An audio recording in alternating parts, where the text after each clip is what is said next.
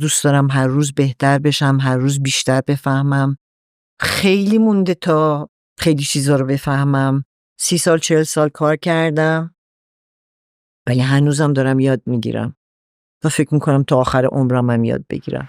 به کورنر پریسا پروشانی خوش اومدید. امروز با خانم پروشانی توی استودیو کوزی کورنر نشستیم تا در مورد تحقیقات بازار گپ بزنیم.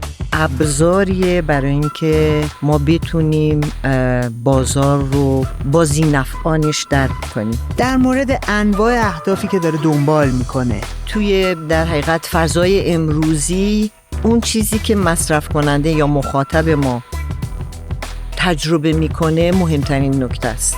روش تحقیقات مختلفی که دارن ازش استفاده میکنن. اینا تمرکز میتونه رو محصول باشه، رو خود بازار باشه، رو مصرف کننده و مخاطبمون باشه. چه زیرساخت‌هایی رو باید داشته باشن؟ چه ویژگی‌هایی رو باید داشته باشن؟ آمار، بله، روانشناسی و جامعه شناسی. اگر از یک تسهیلگر توی فوکس گروپ ها داره استفاده میشه، چه شرایطی باید اون تسهیلگر داشته باشه؟ اینقدر باید اشراف داشته باشه که یه تکنیک جایگزینی رو سریع بتونه مورد استفاده قرار بده که بتونه برسه به اون نتایج. در مورد گذشتهشون صحبت کردی. همه جا گفتن من از تمبر چسبوندن روی پاکت شروع کردم. تاریخچه فعالیتایی که داشتن. اولین گروهایی که اجرا کردم راجع به تروبچه بود، تروبچه هلندی.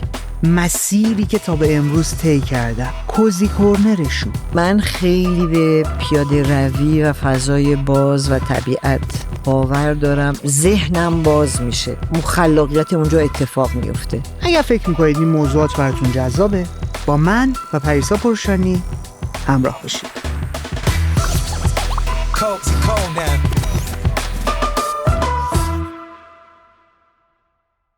قبل اینکه بخوایم بریم سراغ گفتگو اصلی که ببینیم من و پریسا جون در مورد چه چیزایی صحبت کردیم، ازتون یه خواسته دارم.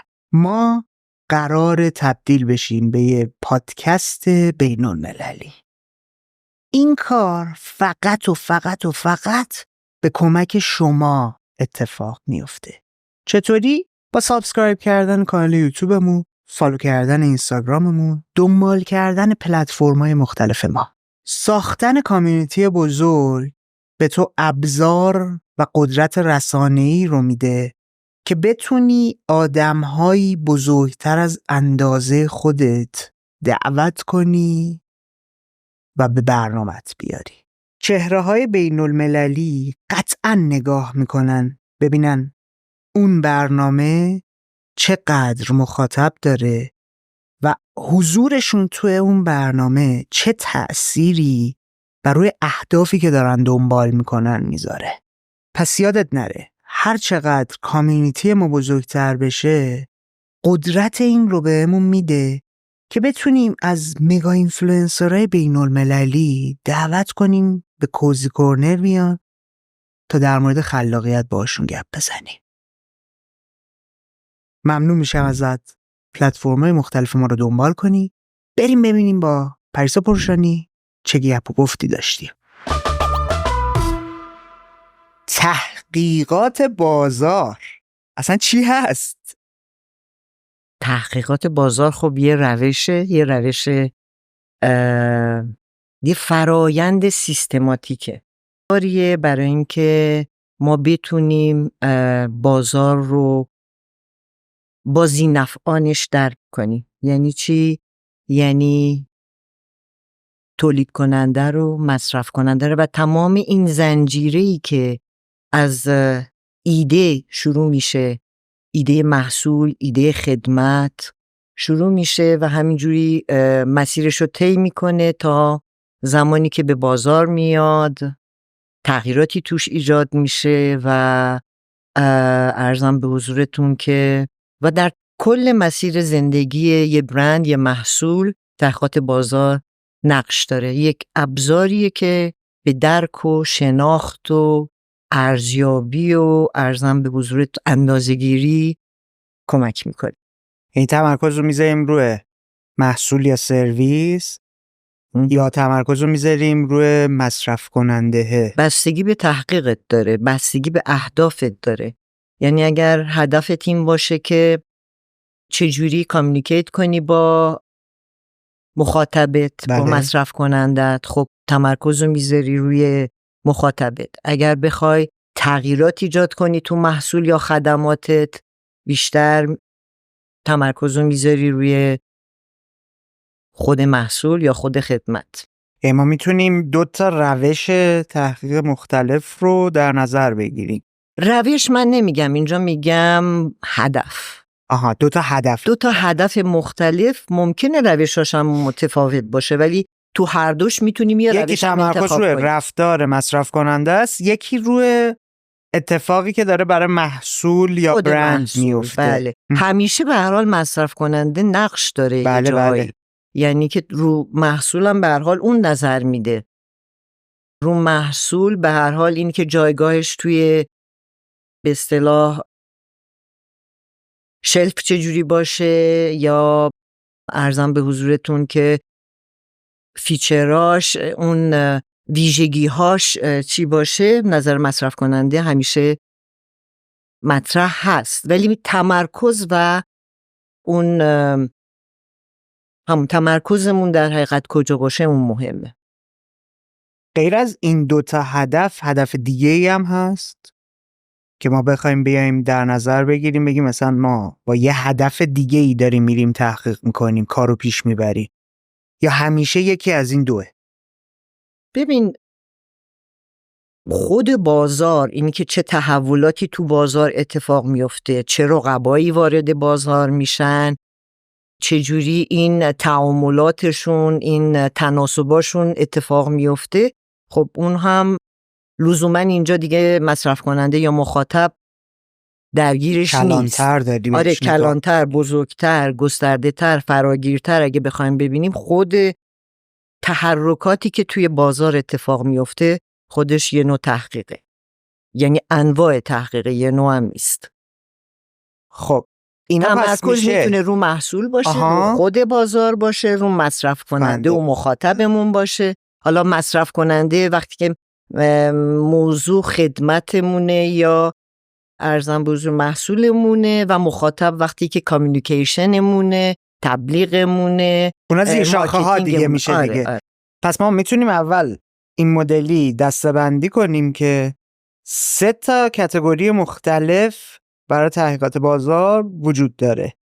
دسته اول نگاه کلان به خود بازاره که حالا ممکنه صنعت رو بخوای ببینی یا حتی بیای بری سرویس بفروشی به دولت مثلا، ببینی چه اتفاقاتی داره میفته، بهش بگی که توی این صنعت این روند داره پیش میره، توی این یکی اینطوریه، اگر میخواد تصمیم گیریای کلان بکنه ازش استفاده کنه. یا بیای بری تمرکز رو بذاری برای محصول یا برند یا سرویس که بیاد خود اون مجموعه سازمان در نظر بگیره که چه تغییراتی رو توی نحوه مثلا تعاملش با مخاطب داشته باشه، توی خود ویژگی‌های محصولش داشته باشه، تو سرویس داشته باشه. یه بخش هم تمرکز روی چیزیه که مخاطب یا مصرف کننده داره تجربه میکنه که خود اون خودش یه دنیای یه روایت خاص خودش رو داره، و اینکه الان به خصوص توی در حقیقت فضای امروزی اون چیزی که مصرف کننده یا مخاطب ما تجربه میکنه مهمترین نکته است.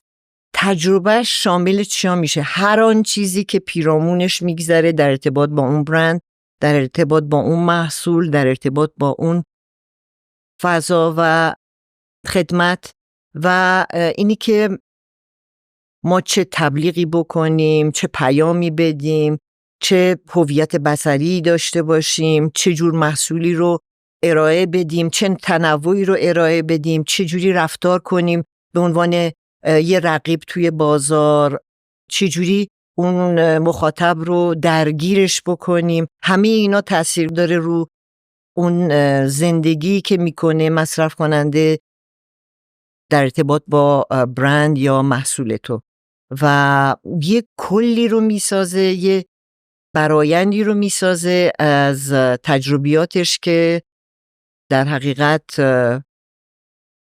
برداشت‌هاش توی بازار نسبت به اون محصول و اون خدمت چیه و اون تمام این تجربیاتی که در حقیقت توی برند یا توی محصول رو میسازه. خیلی موضوعات گسترده‌ای بود. یعنی از همه زوایا باید به موضوع نگاه کنید دیگه دقیقاً. وقتی صحبت مخاطب میشه. چه علوم پایه‌ای درگیر هستن برای انجام کار مثلا تحقیقات بازار؟ خب پایه‌ریزی در حقیقت تحقیقات بازار توی 3 علم در حقیقت ریخته شده: آمار، بله. روانشناسی و جامعه شناسی.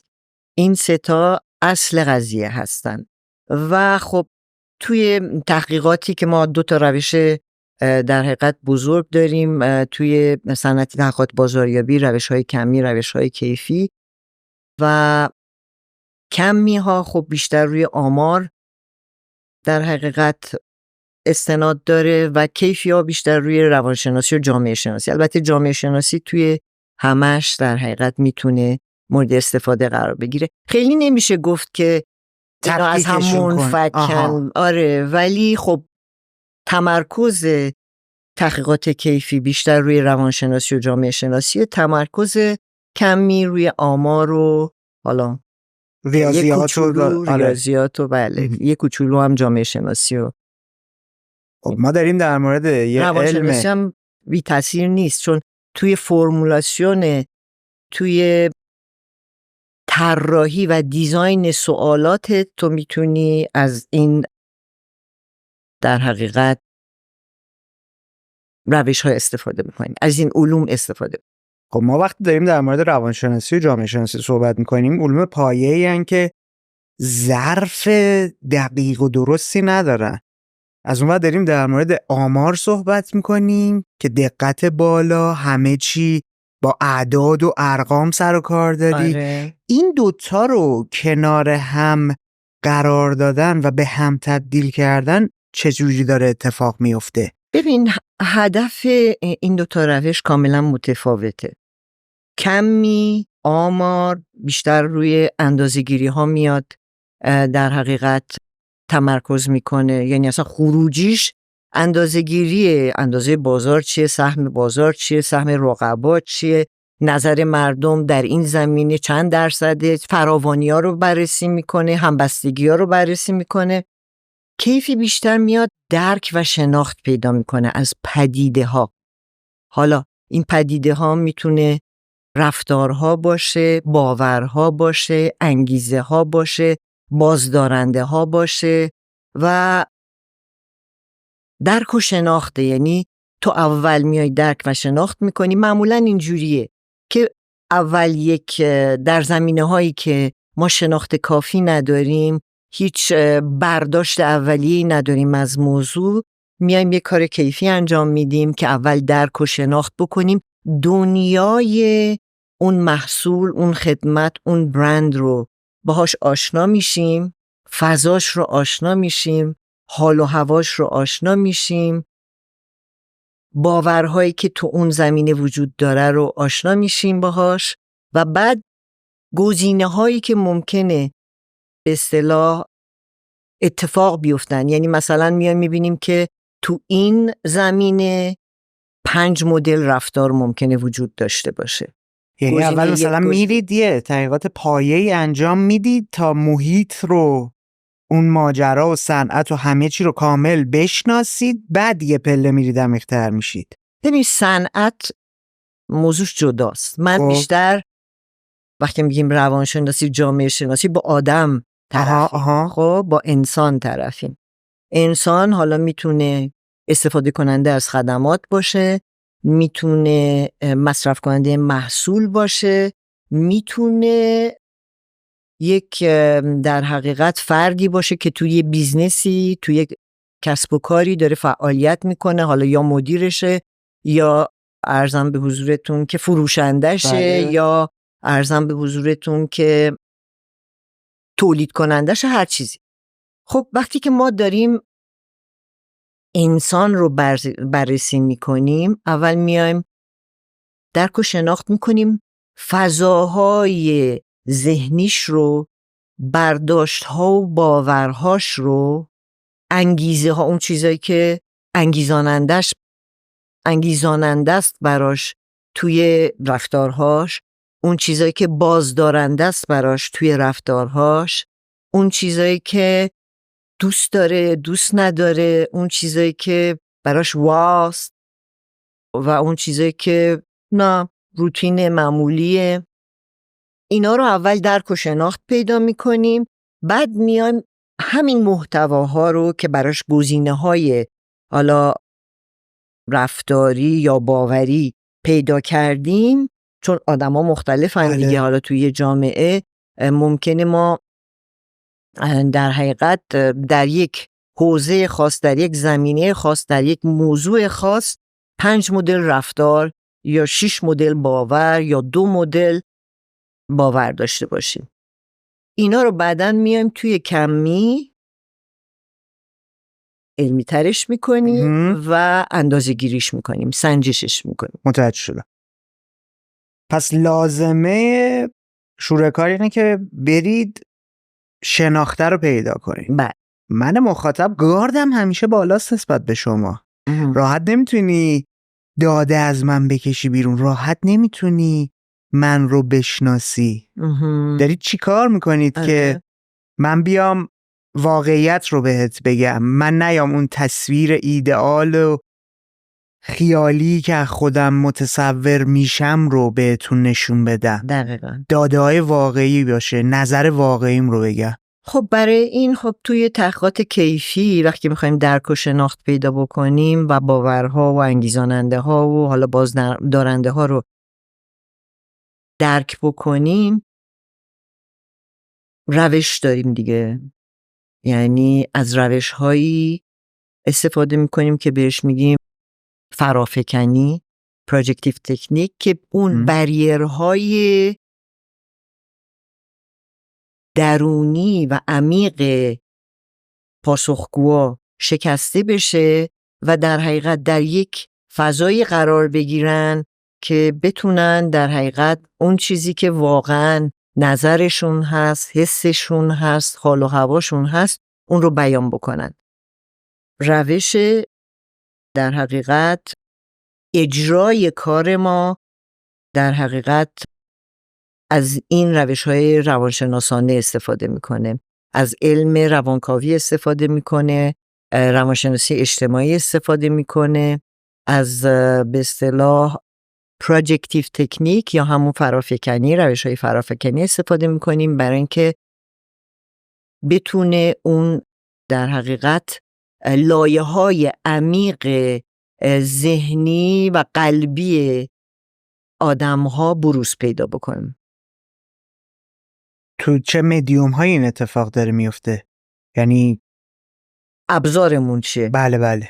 ابزارمون حتما شنیدی فوکوس گروپه و یعنی گروه های کانون و آیدیای یا همون ایندپت اینترویو که مصاحبه های عمیق هستن، اون مصاحبه های فردی عمیق هستن، یا حالا مصاحبه های پیر گروپ، حالا ما بهش میگیم مصاحبه های عمقی زوج. حالا زوج منظورم زن و شوهر نیست. زوج یعنی 2 نفره 3 نفره. و یا مشاهده غیر مستقیم. یعنی این 3 تا دست به دست هم میدن که یه مقداری این فضا رو فراهم میکنن، بستر رو فراهم میکنن برای اینکه ما بتونیم اون لایه‌های عمیق رو راحت‌تر بررسی کنیم. و مثلا توی فوکوس گروپ به غیر از اینی که ما این بستر رو فراهم میکنیم، دینامیزمی هم توی فوکوس گروپ اتفاق میفته، چون چندین مصرف کننده در کنار هم یا چندین مخاطب در کنار هم قرار گرفتن، راجع به موضوع دارن بحث و گفتگو میکنن و یه دینامیزمی رو ایجاد میکنه که ضربدریه و خطی نیست و باعث میشه که تصاعدی باشه. یعنی یه خلاقیتی اتفاق میفته، یه اتفاقی میفته تو اون دینامیزم که آدما فراتر از خودشون در حقیقت میرن و فراتر از خودشون و اون چیزی که سطحی هست ابراز میکنن خودشون رو، بیان میکنن خودشون. یعنی از طریق این ابزارهایی که گفتید مثل فوکس گروپ ها، IDI، بله، نشسته، بله، مشاهده‌گری، یه سری دیتاهای خامی رو به دست میارید، بله، و بعد میایید تجزیه تحلیل میکنید، دقیقا. به نتیجه گیری میرسید. دقیقاً. حالا مبناش چیه؟ مثلا توی کمی ما پرسشنامه داریم. آره دیگه. تو پرسشنامه اینا که اوکیه، چون کمیا راحت تره. آره دیگه، یه با دیتا دقیقا وجود داره، یه ترتیبی وجود داره، یه نظمی وجود داره، یه گزینه های وجود داره که در حقیقت پاسخگو از طریق اون نظرات خودشون رو ابراز میکنن. توی کیفی خیلی منعطف‌تر و آزادتره. برای همین اینی که چه کسی تسهیلگر باشه، چه کسی مصاحبه‌گر یا مجری باشه، حالا به زبان ما، خیلی مهمه. یعنی اون فرد باید هم به علوم روانشناسی و جامعه شناسی آشنا باشه. نمیگم روانشناس باشه حتما یا جامعه شناس باشه، ولی آشنا باشه با این مباحث، تجربه بسیار بالایی داشته باشه، قضاوتگر نباشه. خیلی ویژگی های خاصی میخواد. واقعا هر کسی نمیتونه این کار رو به خوبی انجام بده و برای همین اون فرد خیلی مهمه و نقشش خیلی مهمه و اون دیسکاشن گاید یا اون راهنمایی بحثی که طراحی میکنه بسیار مهمه و اون دیسکاشن گاید یا راهنمایی بحث در عین حال که به هر حال یه روند منطقی داره، در عین حال خیلی انعطاف پذیره. برای همین اون تجربه اون تسهیلگره بسیار مهمه.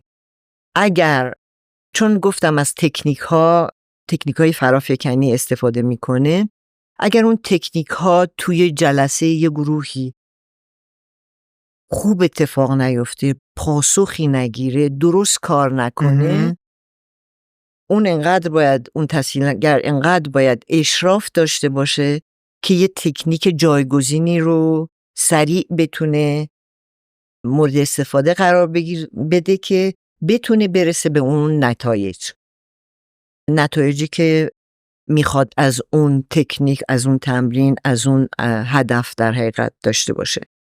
ویژگی های بسیار مهمی داره اون تسهیلگر که کمک میکنه کار به نحو احسن انجام بشه و بتونیم درک و شناخت عمیق و درستی رو از مخاطبمون داشته باشیم و اون لایه‌های زیرین، اون چیزی که به طور نرمال بروز نمیکنه، اون ناگفته هاش رو در حقیقت خروجی بگیره و بکشه بیرون، به ظهور برسونه. بله. آشکار بکنه. اگه بخوایم برسیم تازه به اصل ماجرا، علت این که گفتم بیایید با هم بشینیم گپ بزنیم،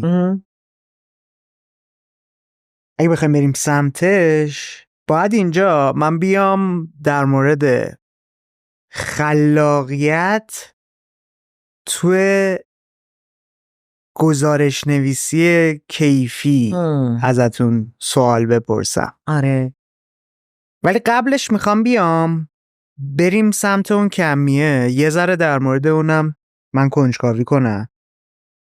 بله، توی بخش کمی درسته شما ریاضیات و آمار کامل درگیره، ولی خود طراحی پرسشنامه از دید من یه کار کاملا خلاق است. تو چه داده هایی رو احتیاج داری، اون کسب و کار، اون برند چه اطلاعاتی رو نیاز داره، حالا اون اطلاعات رو من چجوری کنار هم بچینم تو پرسشنامه که بتونم این دوتا رو به هم وصل کنم، یعنی نیازه رو با چیزی که داره به دست میاد ببرم سمت این که خروجی مفیدی اتفاق بیفته. اول به من بگید که فرایند طراحی سوالای پرسشنامه از چه جنسه، چه مدلیه، چه زیرساختایی و اون تیم طراحش یا فرد طراحش احتیاج داره که بعد بریم سمت گزارش نویسی و تجزیه تحلیل کیفی. ببین طراحی پرسشنامه همونطور که خودت هم گفتی خب مراحل خیلی استانداردی داره.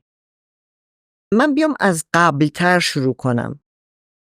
درک مشتری، یعنی اینکه ما شاید قبل از اینکه به پرسشنامه برسیم 3 تا 4 تا جلسه با مشتری داشته باشیم، با کارفرمامون داشته باشیم که تازه درک کنیم و بفهمیم که اهدافش چیه، خروجیایی که لازم داره چیه، چه جور تصمیم گیری هایی میخواد بکنه و این تصمیم گیری ها بخش بیزنس و کسب و کارش چیه، بخش مارکتینگش چیه، بخش درک و شناختش چیه و تازه بتونیم بفهمیم که اون چه خروجی هایی نیاز داره.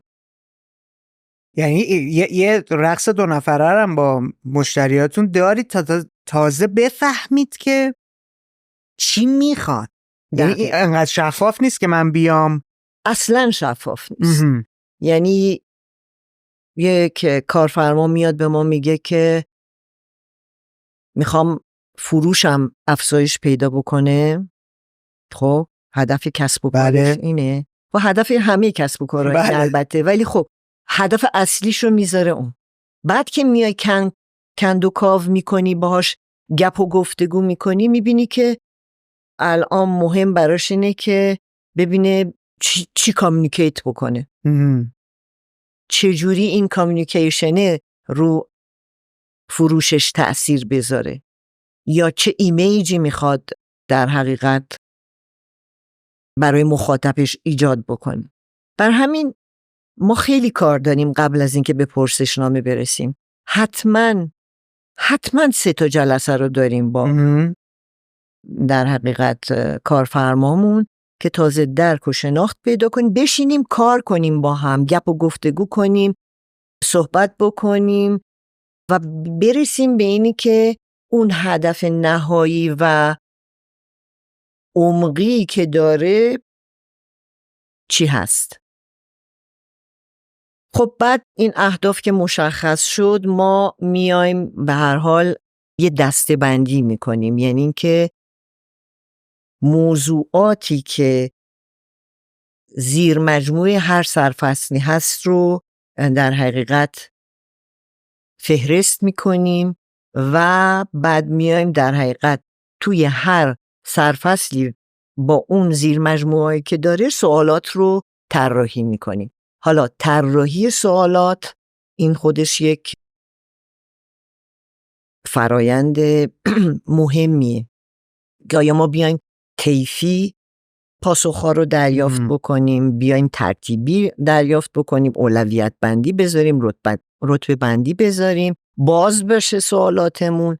این دیگه واقعا بستگی داره به اون خروجی که در حقیقت نیاز داره مشتریمون. و آره اینجا کار خلاقانه، یعنی نمیتونیم یه جورایی 2 تا 4 تا بکنیم بگیم حتما باید اینجوری باشه. نه، تو اون فرایندی که با مشتریمون کارفرمامون داریم و میرسیم به اینی که اون به چه جزئیات و به چه نوع خروجی نیاز داره که بر اساس اون ما بتونیم سوالاتمون رو در حقیقت طراحی کنیم که به اون نوع خروجی کمک بکنه. این سوالا رو فرد یا تیم طراحی میکنه؟ ببین کار تیمیه، ولی یه نفر میشینه روش عمیق میشه، یه درفتی رو تهیه میکنه، بعد با تیم به اشتراک میذاره، تو تیم تصمیم گیری میکنن. حالا معمولاً در طراحی پرسشنامه حداقل 2 نفر درگیر هستن، بین 2 تا 3 نفر، ولی بیشتر از اینم لزومی نداره واقعا.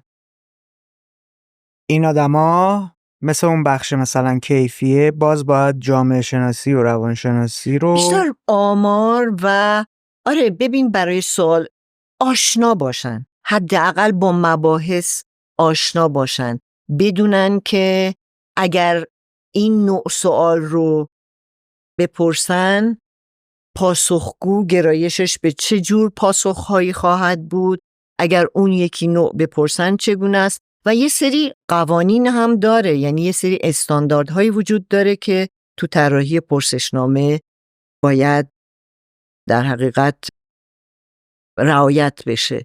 مثلا اینی که نمیتونی تو توی سوال 2 سوال بگو بگنجونی. تو حتما باید شفاف باشی، یک سوال رو و در حقیقت یه موضوع رو بررسی کنی در هر سوال. یا مثلا بگی احساست چیه، چجوری رفتار میکنی. دوتا رو با هم نمیتونی بگنجونی. بعد اینی که چه تعدادیه یا چه رفتاریه، نوع گزینه‌هات فرق میکنه. بعضیاش عبارته، بعضیاش عدده، بعضیاش ترتیبه، بعضیاش اولویت بندیه. از این 3 آیتم تو کدوم اولویت داره برات؟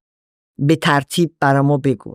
یا بین این 3 پاسخ یا این 5 پاسخ هر کدوم از این گزینه ها رو بیا و به ما بگو که چقدر قبول داری، چقدر باور داری. تو این تیم اهل نوشتن بودنه کجای کار بچه هاست؟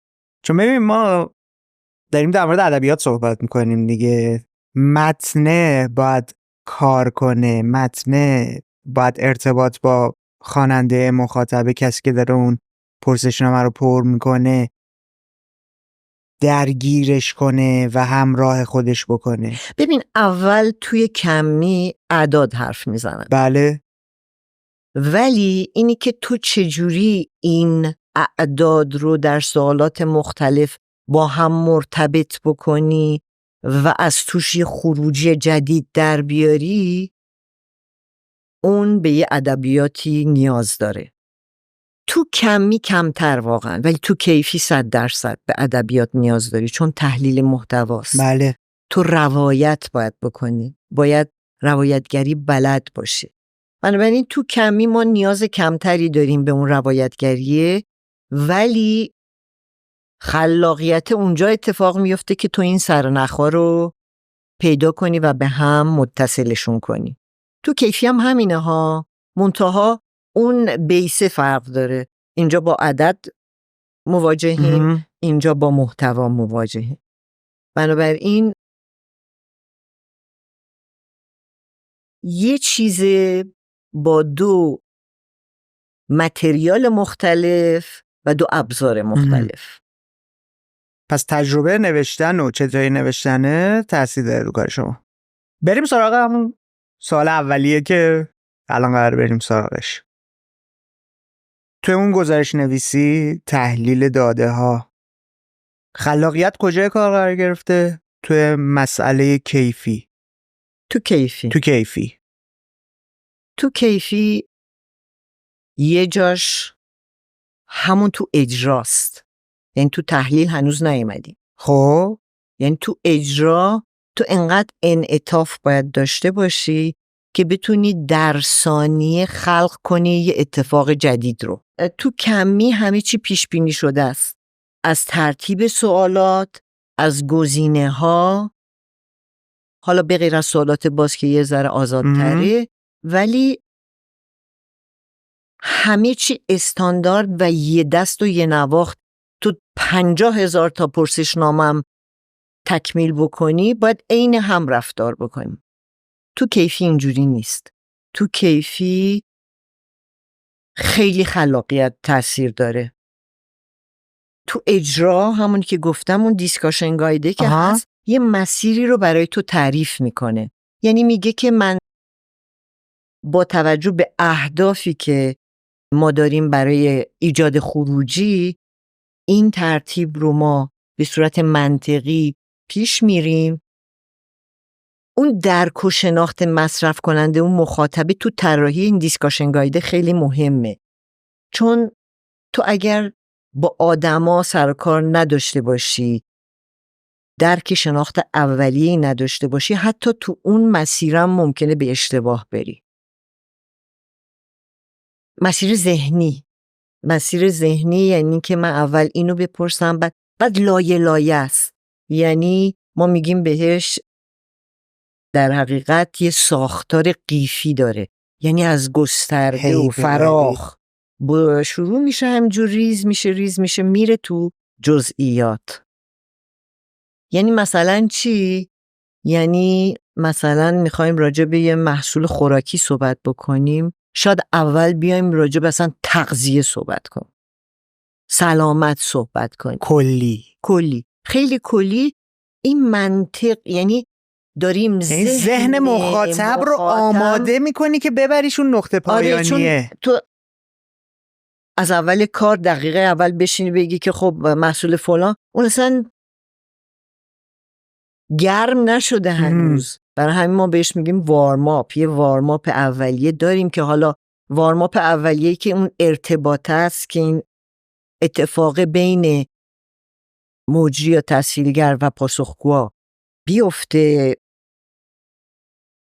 در حقیقت تعامله بتونه شروع بشه، اون اعتماده بتونه ساخته بشه، اون بستر امنه باید بتونه در حقیقت ایجاد بشه تا بعد تو بری یواش یواش اون مسیر ذهنیش رو ببری به سمت حالا محصول، خدمت، تبلیغ، هر چیزی که هست. خب این مسیر ذهنیه تو اگه شناخت نداشته باشی از ذهن آدما شاید به غلط بری. اصلا شناختم داشته باشی، باید ارتباط ساختنه باید بلد باشه. آفرین. اون تمرینه، اون 100 بار با آدم‌ها ارتباط داشته باشی، حرفاشونو گوش کرده باشی، درکشون کرده باشی، پذیرفته باشیشون، چون اینا خیلی مهمه. اصلا اشاره کردید یه جایی هم گفتید نباید اصلا قضاوتگر باشه. اصلا یعنی ما نباید نظر داشته باشیم به عنوان تسهیلگر،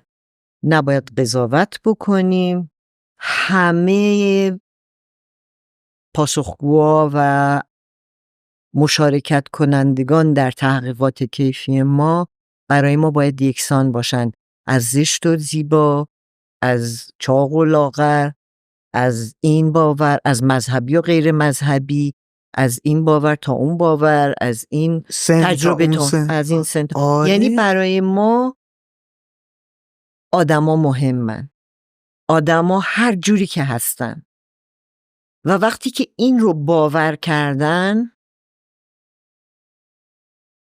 راحت میشن، اعتماد میکنن، حرف دلشون رو میزنن، وارد بازی اون گروه میشن و این اتفاق به خوبی میفته. خب من تصحیح کنم پرسا جون اگه اشتباه دارم میگم.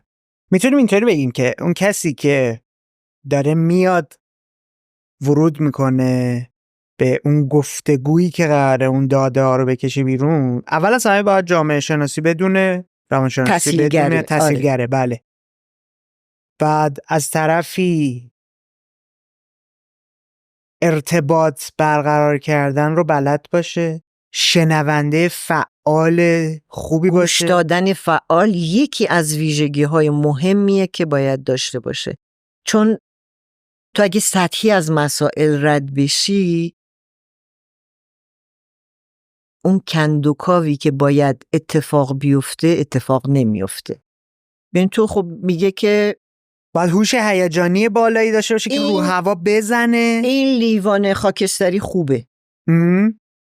تو اگه میگی خب خوبه دیگه، نظرش اینه که خوبه. به نظر چرا خوبه؟ به نظر یعنی این کندوکاوه شاید یه بار نه، 2 بار نه، 3-4 باید اتفاق بیفته. تو هی لایه لایه لایه لایه پله های نردبون رو بری عمیق‌تر بشی و تازه بفهمی که اون انگیزاننده کجا قرار داره و چی میگه. پذیرش بالایی پس باید داشته باشه، قضاوتگری نداشته باشه، هوش هیجانی بالا میخواد، اون ارتباط که تو لحظه بقاپه، نکته ها رو یه کلمه کلیدی از تو بگیره، یه جای دیگه یه جوری دیگه بپرسه ببینه پشت اون چیه. دقیقاً. یعنی دائم تو این کار بسیار سختیه.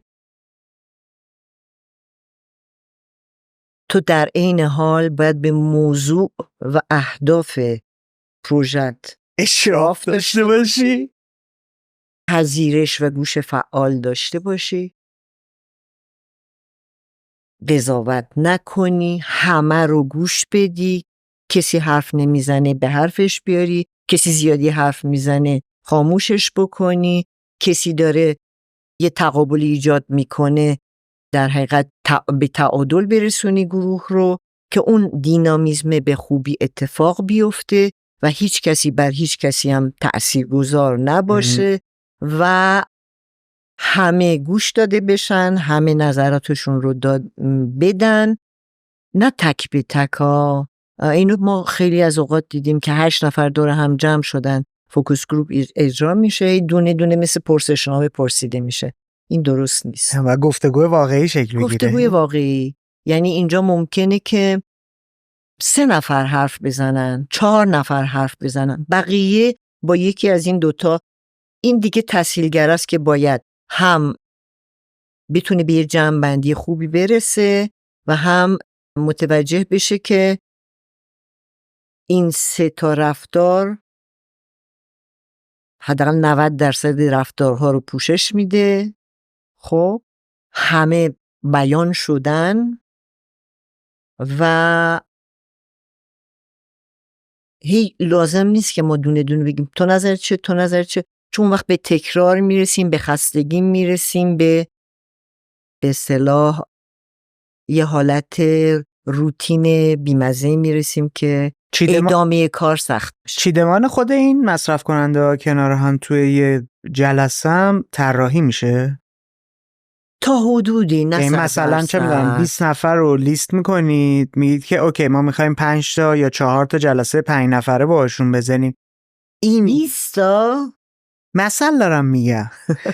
خب نه دارم اینطوری میگم که مثلا یه لیست اولیه‌ای دارید، میگید که این 5 تا رو با هم برات بگم، ما برای مثلا 3 تا 4 تا گروه ممکنه با 500 نفر تماس داشته باشیم، 600 نفر تماس داشته باشیم، گاهی اوقات خیلی بیشتر، ولی 4 تا گروه 8 نفره برای ما 500-600 نفر ارتباط اولیه داشته باشیم که بعد گزینش کنیم. اون که خیلی فیلترهای مختلف رو رد بشیم و برسیم به پاسخگوهای واقعی.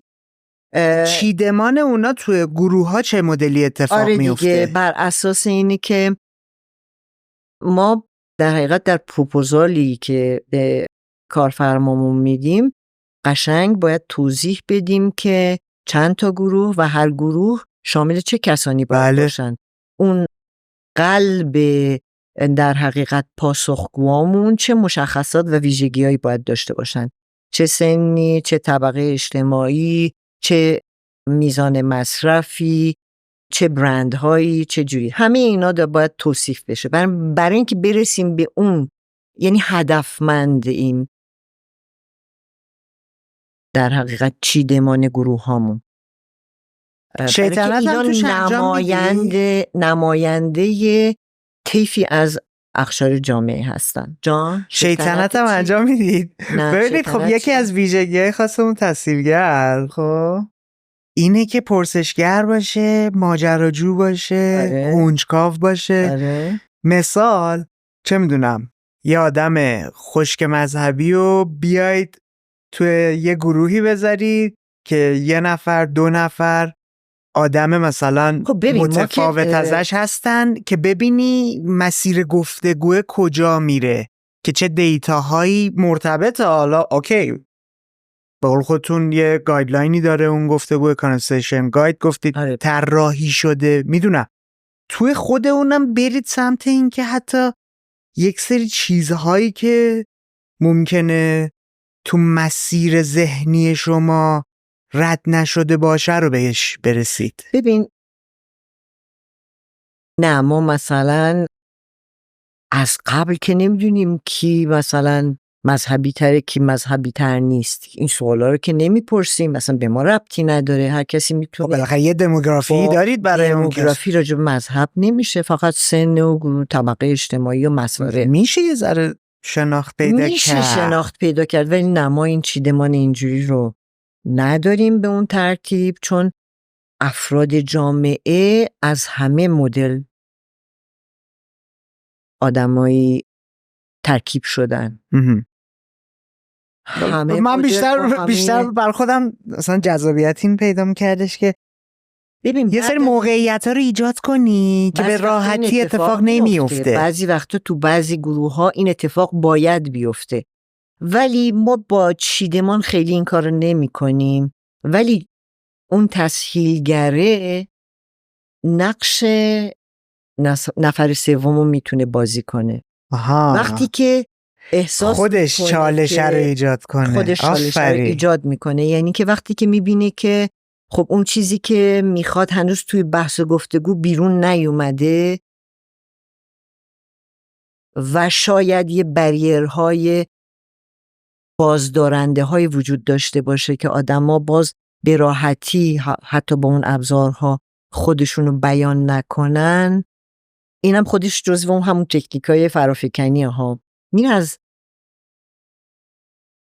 زبان نفر سوم صحبت رو میگه. میگه من نه، ولی یه عده آدمی هستن اینجوری فکر میکنم که اون خیالش راحت بشه که ارزیابی نخواهد شد. میتونه هر نظری داشته باشه، میتونه این محصول رو دوست داشته باشه یا نداشته باشه، میتونه قیمت براش مهم باشه یا نباشه. توجه کردی؟ یه موضوعات تابو هستن. خب این تابوها بازدارندن. آدما به راحتی خودشونو بیان نمی کنن. ممکنه ما برای با این تکنیک ها اینا رو دور میزنیم که اونا بتونن راحت تر مسائلشون رو مطرح بکنن. فضول هم نیستیم، واقعا میخوایم ببینیم که اون فضول هم باشید اشکال نداره البته. نه از نظر اخلاقی میگم. خب ممکنه یه کمک تسهیلگر پنهانم توی جلسه بندازی؟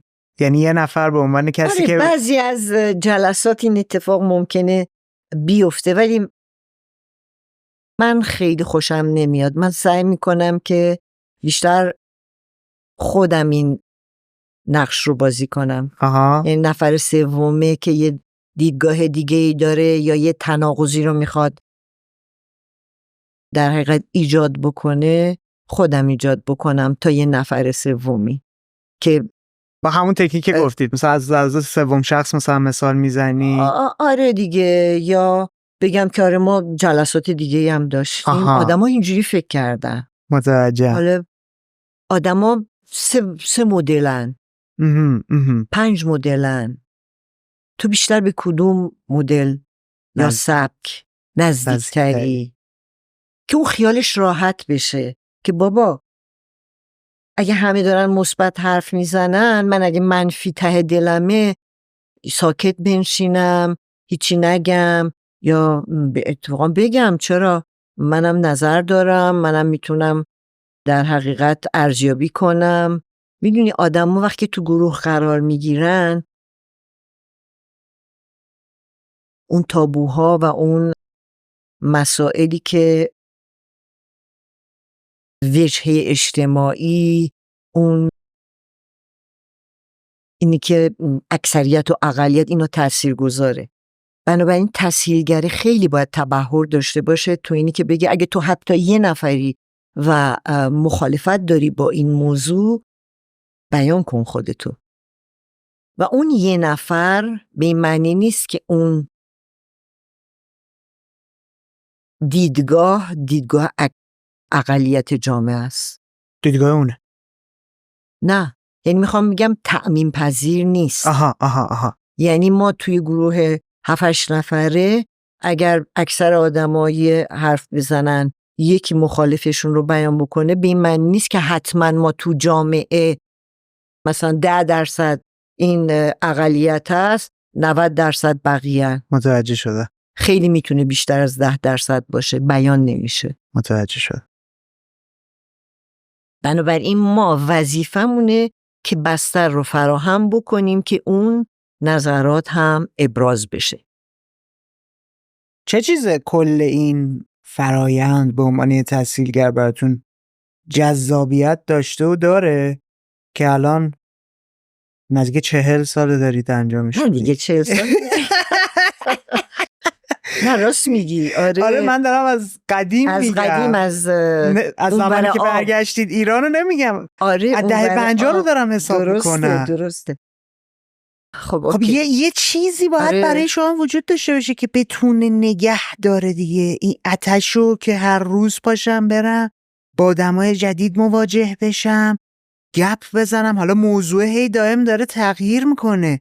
ببین باورت نمیشه ولی به یاد ندارم هیچ روزی در راه و مسیر شرکت با خودم گفته باشم امروز کاش نمیرفتم سر کار، یا وای امروز مثلا فلان. ممکنه که یه موضوعی رو مثلا تو فوکوس گروپ ها به خصوص مثلا چه میدونم 12 تا فوکوس گروپ باید اجرا بشه دیگه، سر 6می موضوع برات تکراری بشه، ولی باز هم همیشه یه چیزی هست که جدیده و ابراز میشه و تو برات یه چیز جدیدی خلق میشه. من نمیدونم میتونی باور نکنی، نه بحثم اینی برام خیلی جذاب شد که ببینم هر روز یه چیز جدیدی برات. من هر روز احساس میکنم از چه جنسیه؟ امروز جدیدیه. از چه جنسیه؟ امروز که میرم سر کار با همکارام که گپ میزنم، با کارفرمام که گپ میزنم، با موضوع که کلنجار میرم، با فوکوس گروپی که اجرا ممکنه بکنم یا بشه بچه‌های دیگه اجرا بکنن، با گزارشی که میخونم، یه عالمه چیز جدید هست که یاد میگیرم و یه عالمه چیز جدید هست که درک میکنم و براش انگیزه دارم. این آتش یادگیریه. این آتش است. داشتم میخواستم بگم شعله، تو گفتی آتش. این شعله که اون تو درون در حقیقت شعله وره. حالا ممکنه گاهی اوقات سوسو بزنه ها، ولی حالا یا تو یا یه محرک بیرونی اینو شعله ور میکنی. خودت هم میتونی شعله ورش کنی. به نظرم خودت هم میتونی شعله ور کنی، چون من سالها سعی کردم که اینو شعله ور نگه دارم.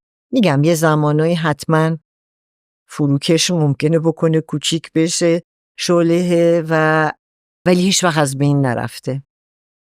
یعنی اون چیزی که به نظرم میاد لحظات رو خلق میکنه، روزها رو خلق میکنه، همون آتشه و اون شعله هست که در درون ما ایجاد شده و ما وظیفه داریم که خودی اومدیم تو این دنیا که روزمون رو شب کنیم، شبمون رو روز کنیم که چی بشه. پس الان وظیفه شخصی شما چیه؟ رسالت فردی چیه؟ همون درک و شناخت، همون ارتباط برقرار کردن، همون بهتر شدنه. دوست دارم هر روز بهتر بشم، هر روز بیشتر بفهمم. خیلی مونده تا خیلی چیزا رو بفهمم. 30 سال 40 سال کار کردم ولی هنوزم دارم یاد میگیرم و فکر میکنم تا آخر عمرم هم یاد بگیرم. این یه چیز عمیق‌تره به نظر من. بله تشنگی داره، آتش علاقه است، میل، لذت، اینکه هر روز صبح پاشی بری با آدم‌های جدید مواجه بشی، گفتگوهای جدید باهاشون داشته باشی، چیزای جدید ازشون یاد بگیری. ولی فکر میکنم باید برگردیم به خیلی عقب‌تر.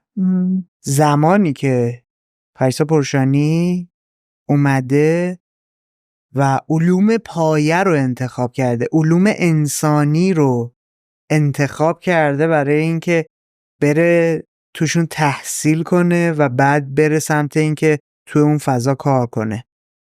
من خاطرم هست اگر اشتباه نکنم روانشناسی روانشناسی خوندم. آره. خب کی انتخاب کردید که برید سمت روانشناسی؟ من ریاضی خوندم. بله. دیپلمم ریاضیه و ریاضی رو هم دوست داشتم، نه اینکه دوست نداشته باشم. نمیدونم چی شد واقعا، یعنی 18 سالگی شاید الگوی پدرم بوده. خب با این که پدرم مخالف بود. مخالف بود که ریاضی بخونی یا مخالف بود مخالف بود که بعد از این دانشگاه من برم مثلا روانشناسی بخونم. خودش ادبیات خونده بود، خودش زبانهای باستانی ایران رو در حقیقت مطالعه کرده بود، بررسی کرده بود، یاد گرفته بود. تز دکتراش هم در زمینه ترجمه پرسش‌های اوستا بود. زبان فرانسه، یعنی اول بفهمه، یاد بگیره، بفهمه، درک کنه، بعدم به زبان فرانسه ترجمهش بکنه. من فکر کنم الگوی پدر خیلی مهم بوده، چون همیشه اونو با کتاب دیدم. خب شاید با مزه باشه، پدر من از یه سالی به بعد دیگه با کتاباش میخوابید. یعنی 2 تا تخت داشت، یه تخت خودش بود، یه تخت هم کتاباشو چیده بود و شبا بیدار میشد و اینا رو ورق میزد. اون جرقه ایجاد میشد، کیف میکرد و من همیشه رو اینجوری دیده بودم. برای من الان 2 تا نکته جالب شد. خب وقتی یه نفر تز دکتراشو داره همچین چیزی انتخاب میکنه، ولی اینو سوال اولی تو بگم و اینه که وقتی که من میخواستم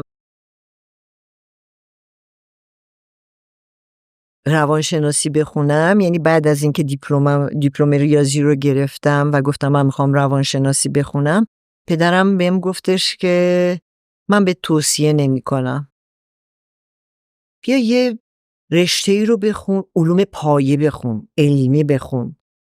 اینایی که با علوم نادقیق مرتبطه برات آب و نون نمیشه.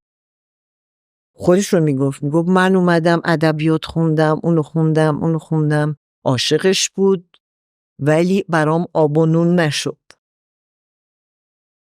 برو بس دنبال آب و نون، الان تو این دوره و زمونه برو علوم دقیق مهندس بشو. این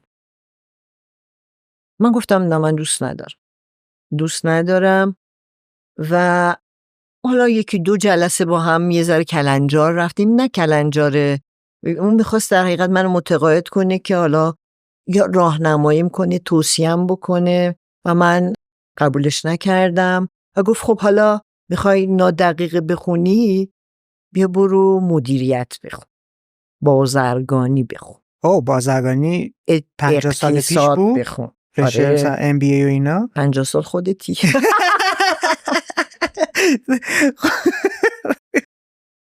آره فکرم کردم و رشته ها اون موقع مثلا توسعه پیدا کرده. حالا تو این مدل اقتصاد بخون.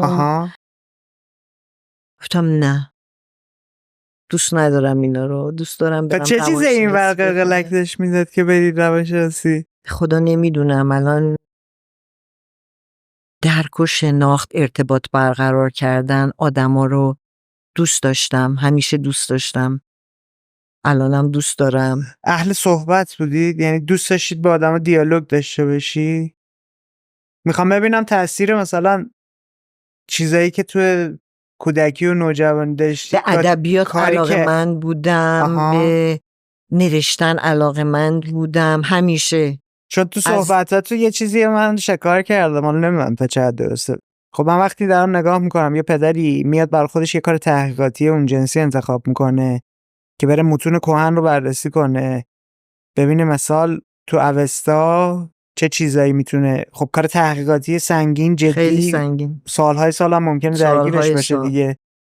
در حدی درگیرش که 72 سالگی دکتراشو گرفت. تازه تو اون سن فکر کن، یعنی اصلا تو وقتی داری همچین آدمی رو میبینی که از اشتیاقش کتابای زیادی رو داره میچینه، به قول شما شبا با کتاباش میخوابه، آره. نصف شب بیدار میشه شروع میکنه تورق کردن. شکار کردم، اینو پیدا کردم. باور نمیشه من خودم دارم تکرار میکنم این کارو. خب اصلا من میخوام برگردم همینو بگم، کاری که الان خود شما داری میکنی یعنی به عنوان یه پرسشگر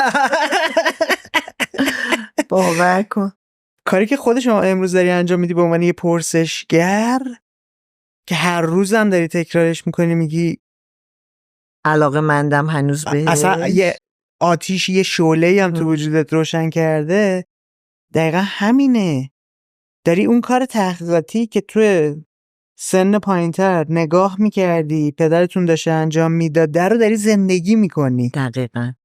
و جالبه حتی مخالفت کرده بوده که نه ببین من رفتم مثلا ادبیات خوندم، آره دارم کار آکادمیک میکنم، تو نون آب توش نیست. آره تو نه، تو برو یه کاری که چه میدونم، برو مهندس شو که آره. خروجی داشته باشه، ولی انتخاب نکردی، نه راه خودت رو رفتی. آره. و با اینکه پدرم خیلی سختگیرم بود ولی هیچ وقت تحمیل نکرد نظرشو به من، هیچ وقت، و توصیه‌اشو میکرد ولی اجبارم نمیکرد و من آزادانه انتخاب کردم که چی بخونم، چی کار بکنم.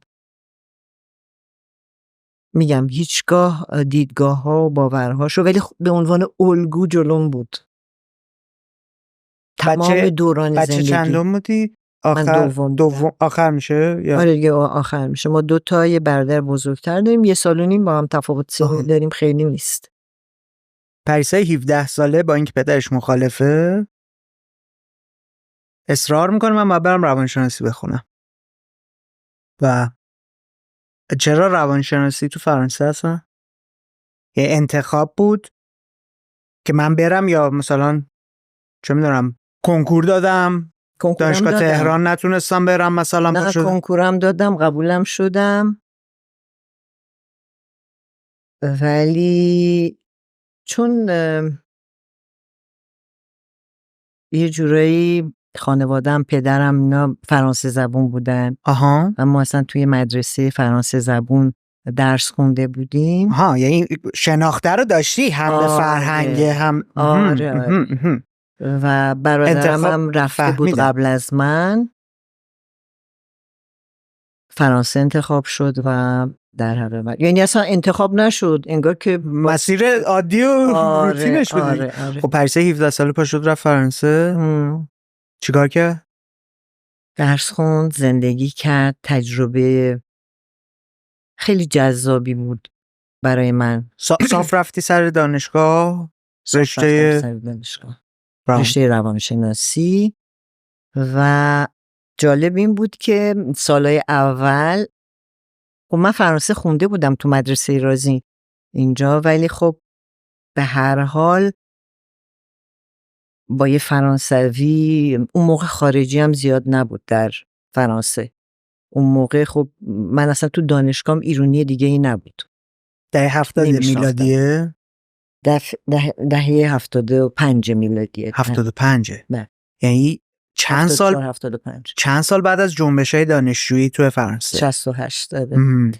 و خیلی فضای باز و آزاد و مطالبه‌گر و اینهایی بود و دانشگاه اصلا یک برای خودش یه حال خاصی داشت. کدوم دانشگاه رفتی؟ سوربن. دانشگاه سوربن رفتم. همین تجربه زندگی مدنی، همین تجربه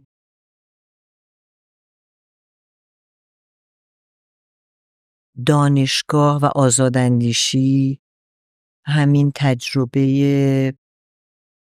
اینی که این مسئله خیلی برام جذاب بود که ما مثلا تو دانشگاه از مثلا 15 ملیت مختلف کنار هم نشسته بودیم. در صورتی که تو ایران ما همچی چیزی نداریم. تو ایران ما نشستیم هممون ایرانی هستیم دیگه، نهایتاً ممکنه تو بعضی رشته‌ها 1 یا 2 نفر خارجی هم باشن، ولی یونانی داشتیم، مغربی داشتیم، ما قومیت‌های مختلف داریم، قومیت‌های مختلف داخل خودمون. آره ایرانی، ولی ایرانی هستیم دیگه به هر حال. یک زبون داریم، حالا با ممکنه زبون‌های مختلف هم داشته باشیم. چی اضافه کردی ها این تعدد ملیت‌ها؟ من یه چیزی تو ذهنم اومده. بگو. همینی که من پذیرش آدم‌ها برام راحت‌تر شد. دقیقاً منم اون قضاوت رو از بین میبره دیگه. آره. میفهمی که چقدر آدمای مختلف میتونن در کنار هم دیگه بشینن، کار کنن، درس بخونن، نظر بدن و زندگی کنن. خیلی جالبه. یعنی یه تجربه زیسته این چنینی انگار داشته زیرساخت تبدیل شدن به یه تسهیلگر رو شاید ایجاد میکرده. آره. کی تحقیقات بازار اومد تو بازی؟ خیلی سریع. اصلا میدونستی چیه؟ نه، سال دوم دانشگاه بودم، یه دوست فرانسویم هم کلاسیم به من گفت تو که اینقدر استقلال و اینا رو دوست داشتی. من داشتم به یه سری فرانسوی زبان فارسی درس میدادم، یعنی گفتم که دوست داشتم مستقل باشم و رفتم، پتانسیلم این بود دیگه در اون سن، چیز دیگه بلد نبودم که ارائه بدم برای کار کردن. رفتم یه جایی رو پیدا کردم، یه مؤسسه‌ای که زبان درس میداد و بیزنسمن‌ها و بیزنس‌وومن‌های فرانسوی که میخواستم با ایران کار بکنم فارسی میخواستم مثلا یاد بگیرم. اون موقع من داشتم به اونا، البته خب ساعتی بود، یعنی مثلا وقت زیادی از من نمیگرفت، کار دانشجویی. من با اون شروع کردم. این دوست من که اونم حتما تاثیرگذار بوده چون اونم یه دختر خاصی بود، فرانسوی. آره، از یه خانواده خیلی روشنفکر و فرهیخته و یه جوری اجتماعی در حقیقت اومده بود و ما خیلی سریع به هم اخت شدیم و در کنار هم. اصلا دوستان فرانسوی من رو من فکر کنم خیلی تاثیرگذار بودن. یعنی من تو دانشگاه به هر حال آدمای مختلفی دیدیم، ولی یه سری آدما جذب همدیگه میشن دیگه.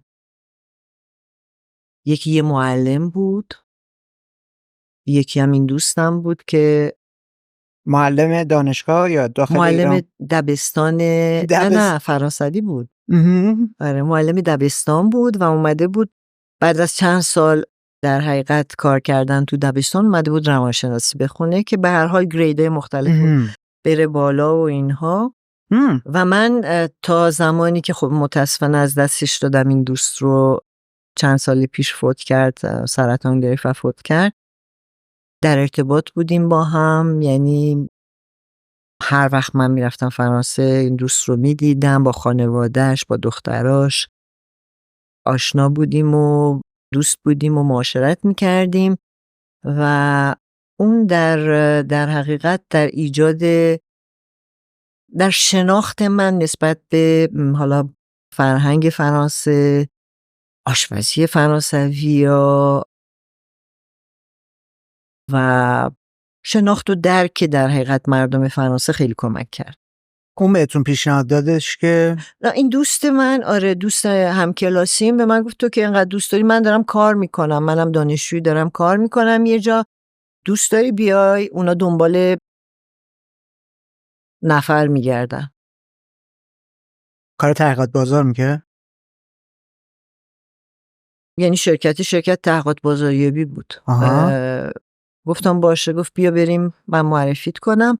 با هم رفتیم و من معرفی کرد و من هفته بعدش شروع کردم به کار. نه کار تحقیقات بازار، کار خیلی ابتدایی تر.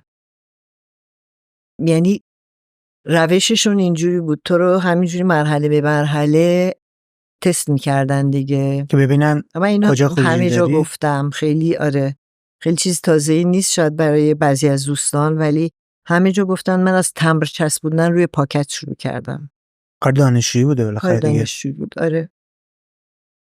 بعد گفتن چه خوب تم میچسبونه، ترتمیز میچسبونه، سر جاش میچسبونه. چون احتمالاً تجربیات دیگه هم داشتن، یکی اومده الکی ناموزون تمبر رو چسبوندن، حالا من به چششون اومدم. بعد گفتن که خب بیا خطت چطوره؟ اتفاقا من چون خطاطی رو هم دوست داشتم، همیشه تو بچگی تابستونا کار میکردم خطاطی و گفتم بیا آدرسا، چون اون موقع نه کامپیوتر بود نه تایپ بود نه فلان بودا، ولی خب فقط برای تخصصی برای یه عده خیلی خاص، نه برای رده‌های بالاتر بوده دیگه. نه رده‌های بالا هم نه، خیلی تخصصی بود، یعنی آدمایی که خیلی متخصص بودن داشتن روش کار میکردن، بقیه آدما در ارتباط خیلی نبودن. خلاصه رفتیم، گفتم آره میتونم براتون بنویسم، آدرسا رو من نیست، حالا فکر کنم مثلا 1000 تا میل، من اینا رو قشنگ با کالیگرافی و سر فرصت و با حوصله میشستم مینوشتم. گفتم ای چه خوب آدرسا رو مینویسه، خوشخط و ترتمیز و اینا، بیا حالا بریم فلان بخش. همینجوری ریز من سالها اونجا کار کردم و مراتب رو طی کردم و مدیر پروژه شدم. اول کنی بعد کیفی رو خودم آوردم تو اون شرکت چون علاقه من بودم، آشنا شده بودم با کیفی توی در حقیقت یکی از زیر مجموعه اون شرکت و خب چون روانشناسی خونده بودم برام خیلی مطلوب تر و جذابتر بود. با مدیرم صحبت کردم، منو فرستادی آموزش 3-4 هفته‌ای و بعد از اون دیگه اونجا به عنوان تحصیلگرم شدم. بله آره، اول کارم با تحصیلگری شروع شد. بگم خندت میگیره، اولین گروهایی که اجرا کردم راجع به تروبچه بود. تروبچه هلندی هم می‌خواستن تروبچه وارد ایران. تروبچه قرمز. خوب هیچ وقت مثلا بهش اینطوری نگاه نکرده بودم که، ولی نگاه به عنوان یه محصول مثلا 3 ساعت اجرا کردیم راجع به تروبچه. میخواستن وارد ایران کنن؟ نه وارد فرانسه کنن. وارد فرانسه انجام بدن. آره نه، تروبچه‌های هلندی یه دست و یه نواخت خوشگل و بسته‌بندی شده، در صورتی که تو بازار فرانسه همه مثل تروبچه‌های ما خیلی کج و کله و خوشمزه ولی با ظاهر متفاوت. هلندی شروع کرده بودن به پرورش تروبچه و می‌خواستن اینو وارد بازار سنتی فرانسه بکنن که عشق بازارهای روز و اینا رو داشتن. آره اینجوری شروع شد و میگم مراحل رو طی کردم و بعد از اونم دیگه حالا در یه تاریخی ما تصمیم گرفتیم برگردیم ایران و اینم برای همه تعجب آوره که میگن ایوا چرا برگشتی؟ چون موقعی بود که همه داشتن از ایران مهاجرت میکردن. من هیچ وقت پشیمون نشدم.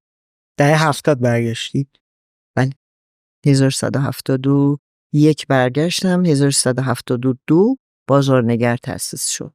یعنی آخرای 71 برگشتم، اوایل 72 تأسیس شد. الانم 30 و چند سال هنوز داره. 31 سال. اگه بخوایم بیایم از یه زاویه دیگه‌ای به این کار تسهیلگری نگاه کنیم، ما در مورد چند تا ویژگی گپ زدیم دیگه. آیا چیزی جا مونده که ما بهش نپرداختیم، مثلا درگیرش نشدیم؟ بذارید من یه مرور کنم. ما گفتیم اول از همه که باید جامعه شناسی و روانشناسی آشنا باشه. قدم بعدی گفتگو کردن رو بلد باشه. شنونده فعال واقعی دیگه. آره شنونده فعالی باشه. هوش هیجانی بالایی حرف باشه. زدن با گفتگو فرق داره. تفاوتش برای شما چیه؟ حرف زدن یعنی همجوری ببخشید یه جوری وراجی کردن. گفتگو یعنی اینکه دیالوگ بشنوی باشه، واقعا، مونولوگ نباشه. آره بشنوی و واقعا حرف طرف رو درکش بکنی و بعد به هر حال حالا نظر خودتو بدی یا غیره. حالا ما اونجا نظرم نمیدیم، یعنی تو تحصیلگری تو مجوز نظر دادن نه، تو هیچ وقت نظر شخصی خودت رو نمیگی، ولی ممکنه از زبان شخص سوم بگی که بتونی لید کنی گفتگو رو به یه سمتی. نظر شخصی خودت خوب و بد نمیدونم ارزیابی اینا باید نداشته باشه دیگه. کامل بتونه طرف مقابل طرفین که توی اون گفتگو هستن اینا کمک میکنه که هم تو پذیرفته بشی، همینی که به هر حال آدم‌ها احساس راحتی و امنیت بهتری بکنن و بتونن واقعا با خیال راحت خودشون رو بیان کنن. کنجکاوی باید داشته باشی، قضاوتگر نباید باشی، اوپننس بالا داشته باشی، بلد باشی کندوکاو کنی. بله، پرسشگریه رو دکمش رو روشن کرده باشی تو وجود خودت. آره کندوکاوه خیلی مهمه، چون بعضی وقتا تو بی خودی یه جاهایی کندوکاو میکنی، باید to the point در حقیقت اونجایی که لازمه. مسیر اون کانورسیشن گاید اولیه که طراحی شده بود دور نشی. اگه داری دور نشی چون هدف داری دیگه، بالاخره میخوای یه سری خروجی در راستای یه سری اهدافی. 100% آزاد نیست که تو هر کاری دلت میخواد بکنی.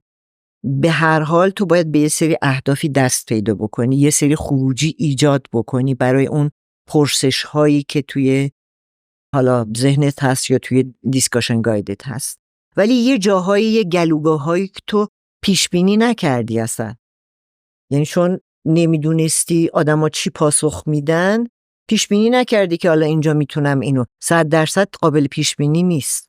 گفتگو 100% قابل پیش بینی نیست. تو حالا میدونستی من چی میگم؟ خب اون جاهایی کندوکاو میکنی که برات مهمه، میخوای بری در راستای مثلا خلاقیت یا یه چیزای شبیه. من کنجکاوی‌های شخصی خودم دارم دنبال یا کنم. کنجکاوی‌های شخصی خودتون. حالا ما کنجکاوی‌های شخصی خیلی نیست، کنجکاوی‌هایی که در راستای اون هدف است. بله. خب شخصیه شاید من دوست داشته باشم ببینم طرف چرا تعجب کرده. البته توی کار ما هم اون تعجب معنی داره، یعنی ما حرکات بدن رو هم برامون مهمه. چرا یهویی سکوت میشه؟ چرا یهویی تعجب میشه؟ چرا یهویی واو میشه؟ چرا شرمنده میشه؟ چرا زیرابی میره؟ چرا یهویی دیگه ساکت میشه؟ اینا همش قابلیت ثبت و ضبط می‌کنید جلسات رو. بله. یعنی ممکنه بعد از جلسه هم باز دوباره برگردید به جزئیات واکنش چون همه اینا ثبت میشه، همه اینا پیاده میشه برای گزارش نویسی. چون مهمه اونجا بدونیم اگر که مثلا یه محرکی رو مثل این گردو من آوردم اینجا گفتم این چیه، یه عده تعجب میکنن، یه عده ممکنه سریع پاسخ بدن، یه عده ممکنه سرشون بندازن پایین دیگه حرف نزنن، میدونی. بنابراین برای ما مهم یا بخندن، دودگری بکنن، همه اینا میتونه برای ما کمک کننده برای تحلیلمون باشه. متوجه شدم. یعنی حتی جدا حرکات از این بدن هم برای ما قابل تعبیر و تفسیر هست. یعنی یه تحصیلگر با این که تمام و کمال تو اون جلسه حضور داره و یک ذهنیتی پیدا میکنه، تمام و کمال همه رو باید رصد کنه. همینو میخوام بگم. بسنده نمیکنه به اون نظر کلی که بعد از جلسه به دست آورده. باز میاد فاصله میگیره، حتی ممکنه از تیم خودش کمک بخواد، بشینن جزئیات رو بررسی کنن. همزمان با اجرا ممکنه که کارفرما یا همکار من یا همکار اون کسی که تسهیلگره برات یه یادداشت بفرسته، اینجا رو بیشتر باز کن. ممکن از دست من در بره یا من اون موقع توجه نکنم بهش، یا یه چیزی گفته بشه که من بهش خیلی توجه نکنم ولی کارفرمای من براش مهمه، برای من یادداشت میاد یا یه پیامی میاد که اینجا رو بیشتر باز کن، اینجا ببین منظورش چی بوده، اینجا من دوست دارم که این رو هم بپرس. یعنی میشه کمک گرفت از سایر. توی جمع‌بندی و گزارش نویسیه خب جدا از این جزئیاتی که برامون تعریف کردید چه چیزای دیگه ای رو دارید مرور میکنید برای اینکه بتونید به نتیجه‌ای در خدمت اون هدف اصلی برسید؟ ما سوالا رو که طراحی کردیم در راستای اون هدف طراحی کردیم، ولی جوابا رو الان باید بیه جوابای کیفی، مجموعه جوابهای کلیدی و غیر حاشیه‌ای، چون به هر حال تو گفتگو حاشیه هم اتفاق میفته و بعضی وقتا آدما دوست دارن اصلا برن به حاشیه و خب باز اون تسهیلگره نقش مهمی داره که جمع کنه بیاره دوباره سر موضوع بدون این که اون طرف بهش بر بخوره یا ناراحت بشه یا احساس بکنه کار بدی کرده یا داریم تنبیهش میکنیم یا به هر حال میدونی احساسای منفی بهش دست نده. تو باید اینو خیلی با مهارت خاصی انجام بدی، یعنی عملاً تو در لحظه به لحظه باید مهارت‌هات رو به کار بگیری برای اینکه جلسه خوبی اتفاق بیفته. انرژی روان میبره، بسیار انرژی بره. من گاهی اوقات میشد که شب میرفتم خونه احساس می‌کردم 1 کیلو، یعنی میرفتم رو ترازو 1 کیلو وزن کم کرده بودم. آره انرژی بره ولی لذت بخشم هست. خیلی انرژی بره. فشار روانی که داره میاره رو به خاطر اون جدید بودن، نو بودن، پر از یادگیری بودنه حاضرید به جون بخرید. آره خب ببین این انرژی، اون شعله‌ای که هست، اون انرژی که هست، اون گرماهی که هست بالاخره باید بروز پیدا بکنه، باید شعله ور بشه، باید خودشو نشون بده، باید صرف بشه. اگه صرف نشه که میترکی. باید صرف بشه. اگر که چیز دیگه ای هم برای خرج کردنش غیر از تسهیلگریه دارید؟ چیز دیگه خب همه لحظات زندگی. آره نه منظورم که مثلا کار خاصی رو انجام بدی، چون برای مثال مثلا یکی از مهمون هامون کار سفال انجام میداد. آره. من خیلی به پیاده روی و فضای باز و طبیعت باور دارم، اعتقاد دارم و حال میکنم باهاش، یعنی لذت صدچندان و اصلا ذهنم باز میشه، خلاقیت اونجا اتفاق میفته. یعنی این فعالیت جانبی هر روز انجام میدم. روی همون تسهیلگریه هم کمک داره میکنه. رو اون تسهیلگریه، رو ارتباطم با همکاراتم، رو ارتباطم با خانوادم، همه اینها تاثیرگذاره. رو ارتباطم با خودم، ارتباطم با خودم هم خیلی تاثیرگذاره. چون چی رو داره متعادل میکنه توتون که همچین خروجی داره؟ چی رو تو من متعادل میکنه؟ آره. همون انرژی است من فکر میکنم. یعنی انگار که من گسترده میشم، فراخ میشم، یه هجومی از افکار و ایده ها و اینها میاد. گاهی اوقات احساس میکنم وای کاش که من الان یه چیزی داشتم مینوشتم یا ضبط میکردم، تنبلی میکنم نمیکنم و یادم میره بعدش. ولی اون اتفاقه میفته، اون اتفاق خیلی برام لذت بخشه. یعنی حسم یه جورایی منبع الهام، مثلا منبع الهامه. چقدر جالب. آره منبع الهامه و حالمو خوب میکنه، قشنگ حالمو خوب میکنه و برای همین من تکرارش میکنم و برای من تکرار نیست.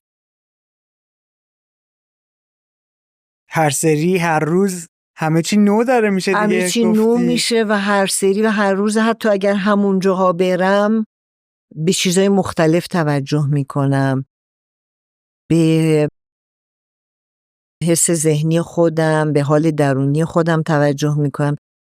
میگم انگار که به خودم نزدیکتر میشم. اون الهامه از اینجا میاد. فهمیده. وقتی میگم طبیعت فقط سبزه نیست، فقط درخت نیست، فقط گل و گیاه نیست، فقط ممکنه خاک باشه، ممکنه آسمون باشه، ممکنه ستاره باشه، هر روز یه چیزی ممکنه باشه دیگه. هر روز یه چیزی ممکنه، یه سایه باشه، ممکنه یه آدم باشه که تو اون سایه نشسته، ممکنه یه برگ باشه که افتاده باشه، حتی من میگم ممکنه یه کاشی لغزنده باشه اونجا جابجا شده. میگم به جزئیات توجه میکنم و خیلی جالبه، خیلی برام الهام بخشه. خیلی جالبه.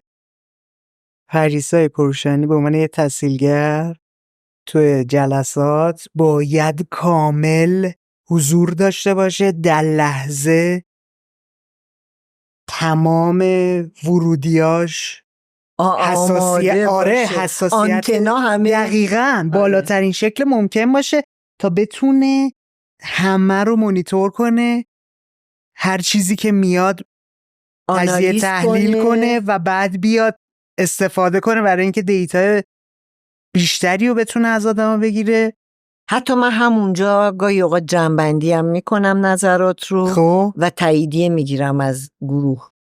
یعنی حتی وای نمیستی که بری تازه بشینی؟ بعضی وقتا این کارو میکنم، خیلی از اوقات البته این کارو میکنم، فکر میکنم. خیلی جالبه. آره، یعنی این که همونجا در جا آنالیز میکنم، میگم من اینجا تاییداشم میگیری تازه، میگم درست فهمیدم، چیزی جا نذاشتم، چیزی بوده که منعکس نشده یا مثلا چیزی رو اشتباه فهمیده باشم و این کمک میکنه به اینی که ادامه پیدا بکنه. آدم ها احساس میکنن چه خوب درک شدن، پس این آدمه ما رو پذیرفته، پس این آدمه ما رو خوب درک کرده، پس بازم بهش بگیم، بازم براش گاردره پایین تر بیاره. آره. در پایان این جلسات خیلی از اوقات اتفاق افتاده که میگن وای چقدر خوش گذشت، وای چقدر حرفای خوبی زدیم و این برای منم خیلی لذت بخشه. خیلی جالب، خیلی جالبه. آدمای معمولی، مصرف کننده معمولی، آدمای کوچه بازار خودشون احساس میکنن یه چیز رو خلق کردن. آره، براشون شیرینه اون تابلو هم به ما کمک میکنه، ما یادداشت میکنیم، خودشون میبینن اینا رو ما گفتیم. یعنی براشون، چون هیچ وقت این تمرینو باشون نشده، هیچ وقت دیده نشدن، حالا یه جایی یه فرصتی برای دیده و شنیده شدن براشون پیش اومده. و چون تجربیات در ایران اصولا رو محصولات، روی این چیزا پیشینه خیلی تجربه مثبت وجود نداشته، الان اینی که بتونن بگن آقا دسته این کجه من دوست ندارم، خوشحال میشن. آره. توی گزارش نویسیه برای جمع‌بندیه و یا متدولوژی خاصی یا روش و تکنیک خاصی مثلا همون طراحی پرسشنامه وجود داره؟ آره، انواع اقسامش وجود داره، ولی بیشترین چیزی که استفاده میشه تماتیکه، یعنی موضوعی. ما میریم همه نظراتی که روی یه موضوع خاص بیان شده رو به اصطلاح کنار هم میذاریم، اختلافات رو میبینیم، تشابهات رو میبینیم، از توش سر نخ پیدا میکنیم و حالا اینو موضوعی بررسی میکنیم. یه بار اینی که موضوعات مختلف چجوری به هم متصل شدن، این منطقه چجوری اتفاق افتاده و اونجا هم یه سر نخایی پیدا میکنیم و در حقیقت زمانی که خیلی جالبه، زمانی که من شروع کردم کار کیفی، یعنی همون 37 سال پیش، 34-5 سال پیش اینجوری بود که ما کل متن رو پیاده می‌کردیم، یعنی مصاحبه هر رو ضبط می‌کنیم، بعد پیاده می‌کنیم روی کاغذ. الانم تا حدودی، الان یه ذره سریع‌تر شده، نوت برداری می‌کنیم، سریع اینا گدرینگ میشن، کنار هم قرار میگیرن و نوت بردار یه سری آنالیزای تحصیلگرم مینویسه، کامنتاش هم مینویسه، کامنتای خودش هم مینویسه. ولی اون موقع یه فرایند بسیار پیچیده و سنگینی داشت. مثلا فکر کن که یه مصاحبه 2 ساعته که معمولاً حالا بین 2 ساعت تا 2 ساعت و نیم به طول می انجامه، ما اینا رو پیاده می کردیم روی کاغذ، چه میدونم بیش از 40 صفحه در حقیقت متن میشه. بعد دونه دونه اینا رو کد بندی می کردیم، ورباتیما نقل قولا رو کد بندی می کردیم، کدومو به یه رنگی تگ گذاری می‌کردید. آره، یعنی دونه دونه همه چی دستی. و چون این کارا رو کردیم الان خیلی راحت یه کیورد رو میزنی میگی بولد کنش، آره، ولی هایلایتش کن تو کل رو حالا با ابزار جدید سریعتر و با عمق بهتری انجام میدیم. البته اون موقع واقعا چون فرایند طولانی تر بود، به نظرم میومد که همه چی تو ذهنت پخته تر میشد. تهنشین شده، چون زمان بیشتری رو داشتی با همه چی. آره، درک و شناخت. هی اینو مزه میکنی، هی میچشی، هی دوباره برمیگردی، هی نمیدونم اینا رو به هم مرتبط میکنی. اینه یه نقاشی میمونه، یه روایت، یه داستانه که این مطالب مختلف رو به هم ببافی نه در من وصل کنی. تار و پودش رو به هم ببافی. آره. نه اینکه تو قصه بافی نیست. آره، اون سر نخا رو به هم گره بزنی و اون نقش خوشگله رو، اون نقش کلیه رو به تصویر بکشی. گزارشه که در میاد چه حسی داری؟ حال خوبی داره. چه حسی داری؟ فکر میکنید الان چی هستی؟ کی هستی؟ احساس خدا بودن نداری؟ آفرینش یه نوع آفرینش. خب همین از اون بابت دارم میگم دقیقا. ما هممون آفریننده هستیم. ما لحظه لحظه زندگیمون رو داریم میآفرینیم. چی میگیم، چی کار میکنیم، چجوری رفتار میکنیم و چجوری عامل هستیم. وقتی عاملی آفرینندم هستی دیگه. به هر حال ما لحظه لحظه زندگیمون رو خلق میکنیم و اینجوری خالق هستیم به نوعی و تعاملاتمون، همین اینا انتخاباییه که تو زندگی میکنیم. اینا در کنار هم اون زندگی ما رو به تصویر میکشونه، تفسیر میکنه و چون من فکر میکنم تو همه لحظاتش ما خلق میکنیم. یه لحظاتی بیشتر البته، اون موقعی که تو طبیعتی فراخ میشی، گسترده میشی، رها میشی، خب هجوم ایده ها و حالای خوب کمک میکنه که یه خروجی جذابتر و منحصر به فردتری ایجاد بکنی. اون موقعی که گزارش مینویسی، اینا رو به هم متصل میکنی. یعنی من واقعا احساس میکنم که واقعا خلق دیگه. چرا نباشه؟ بریم سمت جنبندی. تو این 1 ساعت و اندی که با هم گپ زدیم، اول از همه من در مورد تحقیقات بازار این شناخت رو پیدا کردم که با 3 هدف کلی داره این تحقیقات انجام میشه. 1، خود شناخت اون بازار. 2، تمرکز روی برند، محصول یا سرویس که چه جای رشدی رو داره، چه باگایی رو داره، چه چیزیه، اصلا کل شرایط فعلیش چه چیزیه. و 3 با تمرکز و هدف قرار دادن مصرف کننده. کار تحقیقات بازار به 2 بخش کلی کمی و کیفی دسته‌بندی میشه. ما توی بخش کمی توی هر دو دسته نیاز به علوم پایه داریم. از علوم اجتماعی، جامعه شناسی، روانشناسی و علوم ریاضیات و آمار داریم استفاده میکنیم تا یک سری داده ها رو استخراج کنیم، اکتشاف کنیم حتی یک جاهایی، و در مسیر هدف اون سفارش دهنده یا کارفرمایی که وجود داره بهش گزارش بدیم و اعلام کنیم. به 2 دسته کلی کمی و کیفی قسمت میشن. توی کمیه کامل ما تمرکزمون روی آمار، اعداد و ارقامه. توی کیفی جنس یه ذره متفاوت میشه. بحث جامعه شناسی و روانشناسی برجسته تر میشه. از 3 تا ابزار مختلف داریم استفاده میکنیم. با فوکس گروپ ها، با جلسات 1 به 1 یا چند نفره گذاشتن، با مشاهده‌گری عمیق، با گفتگوهای عمیق شروع میکنیم دیتا به دست آوردن.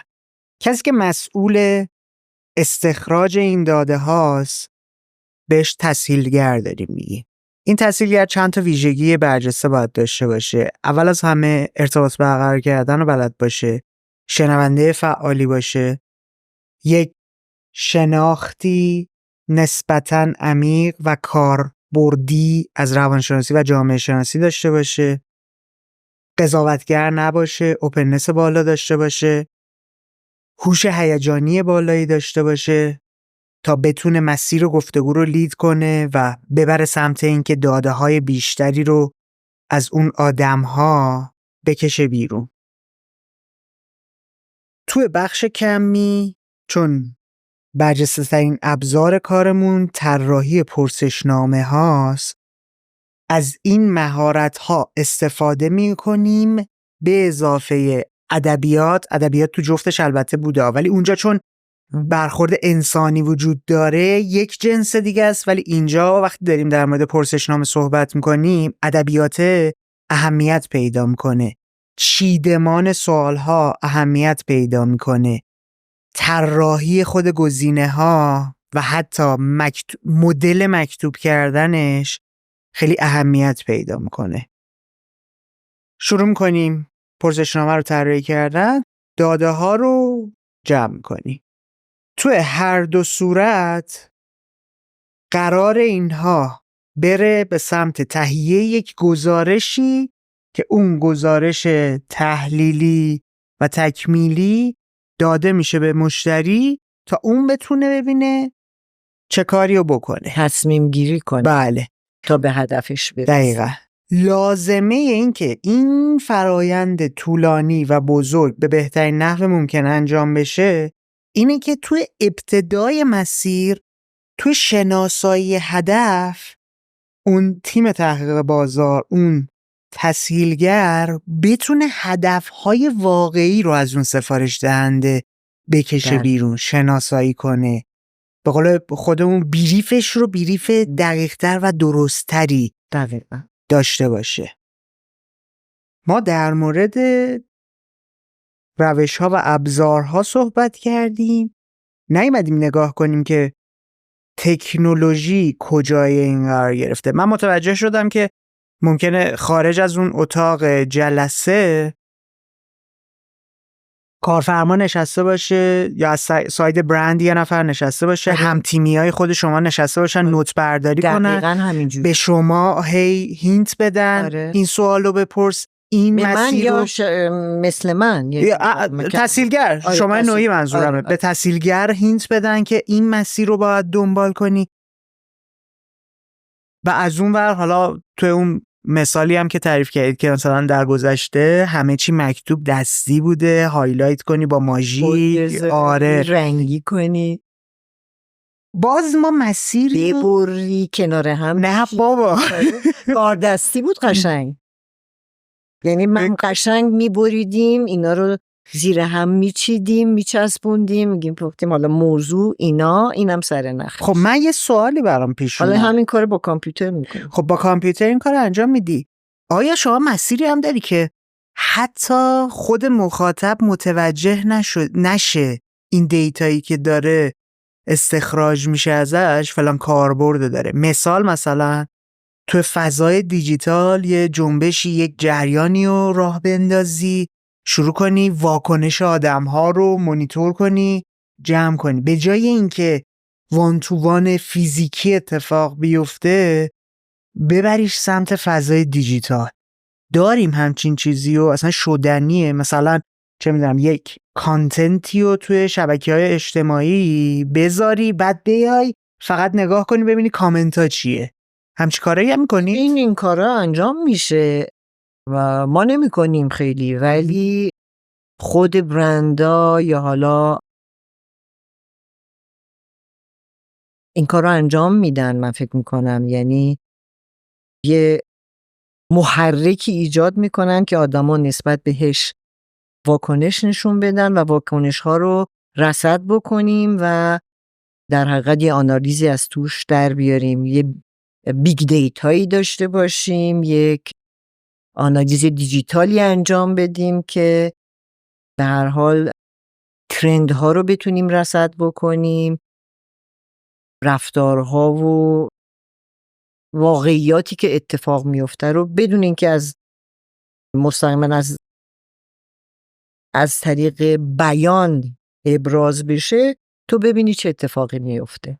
ببین بیگ دیتا که گفتید، تو اگر بری سمت این که دیتا رو اونقدر جمع آوری کنی که بتونی لیبل بیگ دیتا رو بهش بچسبونی، خب هوش مصنوعی هم میتونی دخیل کنی.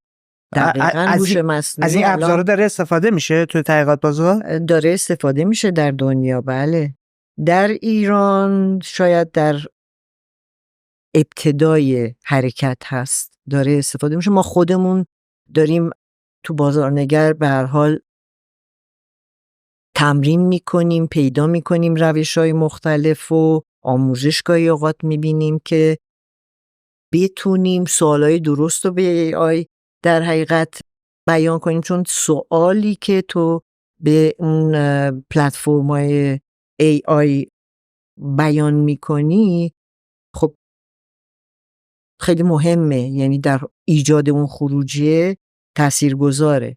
برای همین داریم هم یاد میگیریم از آموزش ها، هم یاد میگیریم در اتفاقی که میفته. یه مشکلی که ما داریم اینه که دیتای فارسی نامحدوده، اونقدر زیاد نیست و دیتایی که بتونه آدم بهش استناد کنه کمتره. تازه یعنی الان باز زیاد شده ولی وقتی میری مرور میکنی میبینی پر از دیتا رو ایجاد کنی. آره پر از چرکه، یعنی چه میدونم پر کلیک بیت، پر دیتای غلطه، به خاطر این بوده که فقط داده سازی بشه تا یه پلتفرم مثلا رشد کنه، هیچ صحت سنجی توش نیست. و باید ما به این مسئله توجه بکنیم که هر داده‌ای و هر پرسشی توی به اصطلاح توی این ابزار تکنولوژیک قابل استفاده نیست. محدودیتاشو بشناسیم، باگ‌هاشو بشناسیم، چون ما رو ممکنه به خطا ببره. خب و ما همچنان هنوز اینجوریه که ما باید نظارت داشته باشیم، حتی وقتی از AI داریم استفاده میکنیم دبل چک کنیم. حضور انسانیه کاملا وجود داشته باشه. باز فعلا که اینجوریه. بعد دیگه ابزار خاصی مثلا تکنولوژی خاصی هم وجود داره که بتونی استخراج داده باهاش انجام بدی؟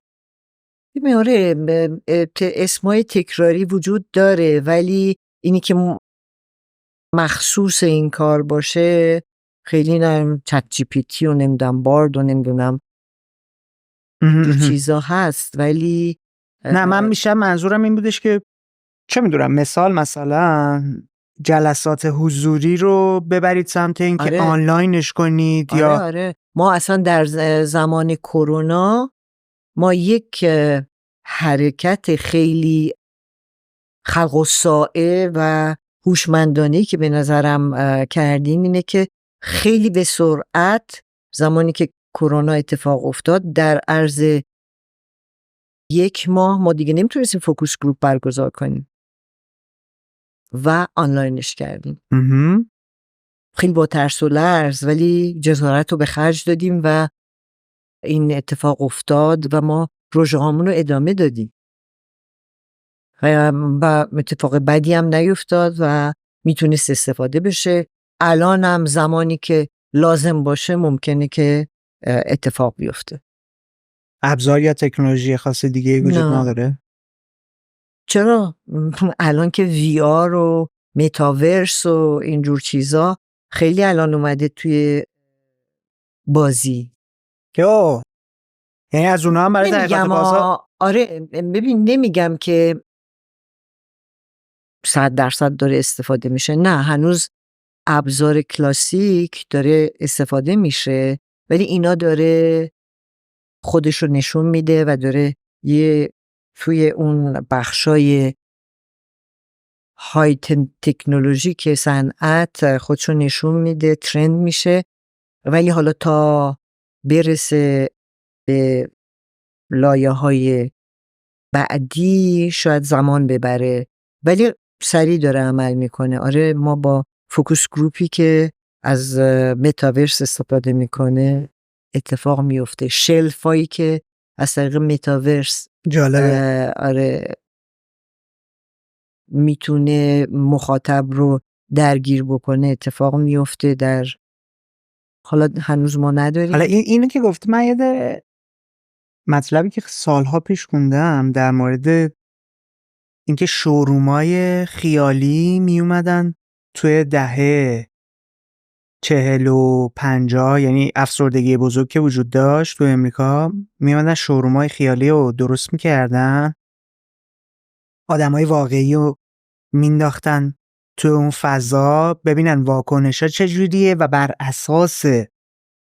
اتفاقاتی که اونجا میافتاد میومدن طراحی چیدمان فروشگاهاشون رو طراحی میکردن و بعد میرفتن واقعیش رو اجرا میکردن. الان بهت بگم الان ایکیا در سراسر دنیا، حالا تو بعضی کشورها یه سری فروشگاه داره که یه اتاقی رو تعبیه کرده که آدما میتونن با استفاده از این تکنولوژی‌ها اون فضا رو اونجوری که حالا با اقلامی که توی ایکیا وجود داره بچینن و اتاق و فضاشون رو ببینن قبل از خرید.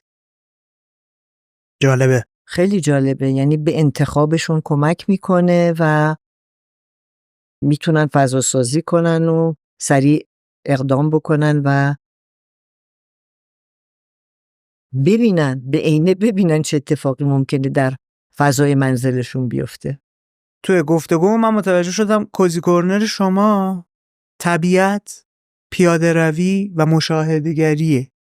مشاهده‌گری که با واسطه اون تصویرگریه روی جزئیات تمرکز داره، در لحظه کاملا حضور داره. برای همین چون اون ویژگی‌های اوپننس بالا و کنجکاوی و اون داستان‌ها رو تو خودش داره، از همه چیز شروع میکنه الهام گرفتن، از کاشی لق زیر پاش گرفته تا سایه‌ای که اونجاست و آدمی که زیر اون سایه مثلا لخت کرده و لم داده و داره از خنکای اون سایه لذت میبره. متوجه شدم که توی نوجوانی، توی کودکی با نگاه کردن به پدرتون کار تحقیقاتی تو ذهنتون شکل گرفته بوده. زمان گذاشتن، وقت گذاشتن برای یک چیز، زندگی کردن طولانی مدت با یک چیز تو ذهنتون جا گرفته بوده. از اون طرف چون ارتباط برقرار کردن با آدم‌ها رو دوست داشتید، دیالوگ داشتن باهاشون رو دوست داشتید و براتون تبدیل شده بوده به یه مسیری برای یادگیری. تو 17 سالگی با اینکه پیشنهاد شد از سمت پدر که بهتر بری رشته مهندسی رو بگذارنی، گفتی نه من روانشناسی میخوام بخونم. رفتی فرانسه، تنها استقلال خودت پیدا کردی، زندگی مستقل بر خودت ساختی. کمکت کرد آشنا شدن با ملیت‌های دیگه، فرهنگ‌های دیگه، که نگاه بسته نداشته باشی نسبت به آدم‌ها، پذیرشت بره بالاتر، بتونی اشتیاق این رو داشته باشی که دنیای جدید، آدم‌های جدید، فرهنگ‌های جدید، عقاید جدید و همونها رو امروز بعد مثلا 40 سال داری می‌بینی که توی کارت حفظ کردی.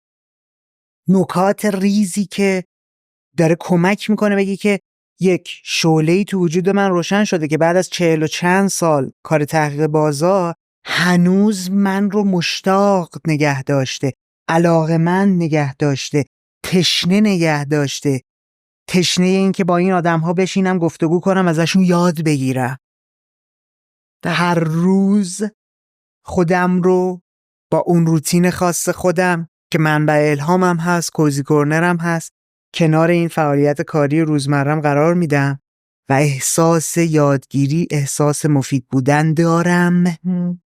چرا؟ چون وقتی نگاه میکنم میبینم گزارش ها از طریق من داره توسعه پیدا میکنه، ساخته میشه، خلق میشه، اون حس خالق بودن، مفید بودن، الهام بخش بودن رو ازش به دست میارم و زندگی دارم میکنم.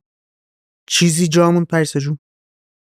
اینی که الان من تو این مسیر الان یه چند سالی هست که لزوما خیلی شاید اجرا و تسهیلگری نکنم، خیلی شاید خودم مستقیما گزارش ننویسم، ولی در کنار همکارانم هستم و با هم راجبش گپ و گفتگو میکنیم، با هم میسازیمش. چیزی که خوب سر نخور پیدا کردی. آفرین. شنونده فعالی هم میگه درس پس میدم جلوی شما. خیلی عالی. و یه چیزی که میخواستم بگم اینی که تو این خلاقیت وقتی فکر میکنم این شعله درونیه که حالا من نمیدونم اسمش هم شاید بعضی بذارن کودک درون، شیطونه، با انگیزه، سرزنده، با نشاطه، کنجکاوه،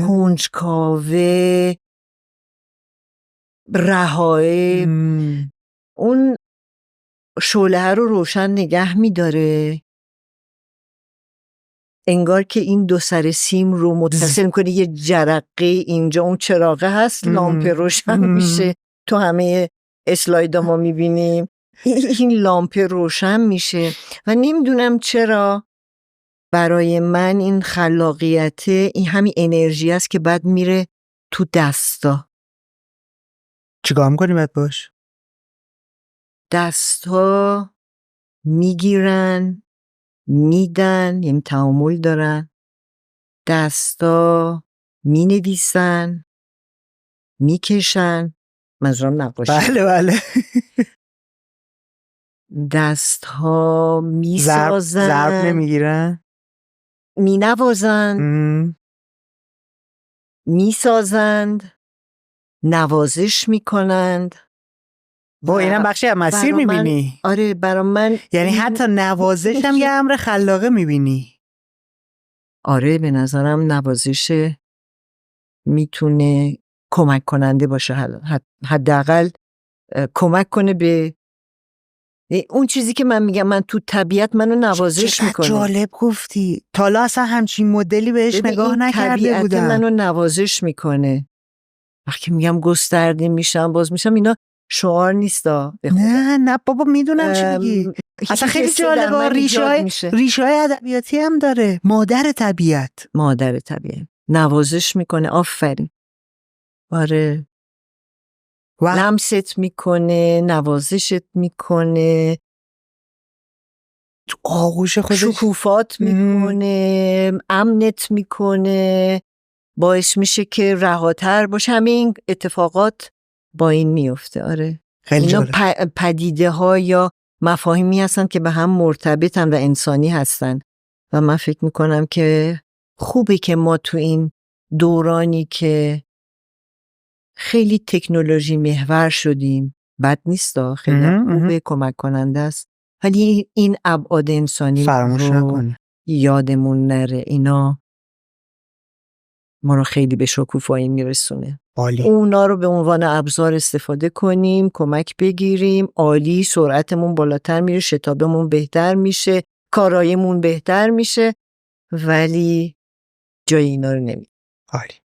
سوال آخر، این گفتگو رو دوست دارید به کسی تقدیم کنید؟ آره، به خیلیا مثل پدر و مادرم. خیلی چیز جدیدی نمیگم واقعا، ولی واقعا من احساس قدردانی میکنم به اون چیزی که برای من آورده داشتن. چیز بدم ممکنه داشته باشن و این نیست که حالا من ایدئال پروری بکنم بگم واو پدر و مادر اشتباه هم میکنن. بنده هم به عنوان مادر صدها اشتباه کردم، ولی برای من آورده‌ای داشتن که پریسای فعلی رو ساخته و قدردانشون هستم. باز میگم چیز جدیدی نمیگم. فرزندام هستن. بچه ها هم حتی تأثیر داشتن؟ حتما که تأثیر داشتن. آقا من فقط میگم کلمه زایش، تو برو تا تش. خب بچه ها تو رو صیقل میدن. بچه ها تو باهاشون یه آدم دیگه ای میشی و توی تحولات تو بسیار تأثیر گذارن. برای من که اینجوری بودی و فکر میکنم برای خیلی ها اینجوری هست. بله، بچه ها تأثیر گذارن. به بچه هام هدیه میدم و اصولاً به کل جوونا و جوونای مملکتم و امیدوارم این شعله همیشه تو دلشون روشن باشه و فروکش نکنه و خاموش نشه.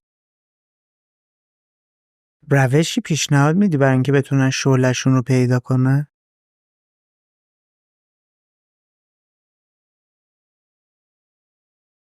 خودشون رو دوست داشته باشن، با طبیعت ارتباط داشته باشن، اون شوق و ذوق درونیشون رو کمک کنن که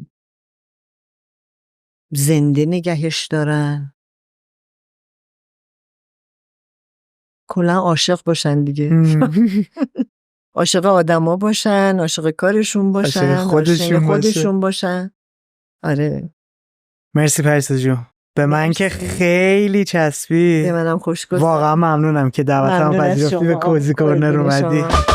همونطور که میبینی یه کار تیمی و کلی آدم براش زحمت کشیدن. یه خواسته ازت بیشتر نداریم. قرار کوزی کورنر رو تبدیل کنیم به پادکست بین المللی. اینجاست که به کمکت احتیاج داریم. اگر شما هم مثل ما کنجکاوید، ماجراجویید، تا ببینید برای مثال یه کسی که توی خارج از ایران داره کار تحقیقات بازار انجام میده چه موضوعاتی توی ذهنش هست، چه رابطه‌ای بین خودش، کارش و خلاقیت داره، کمکمون کنید با سابسکرایب کردن هاتون، با دنبال کردن های پلتفرم‌های مختلفمون تا ما کامیونیتیمون بزرگتر. اینطوری میتونیم مهمونای غیر فارسی زبان هم به کوزی کورنر بیاریم و در مورد خلاقیت باشون گپ بزنیم. مراقب خودت باش. به زودی میبینمت.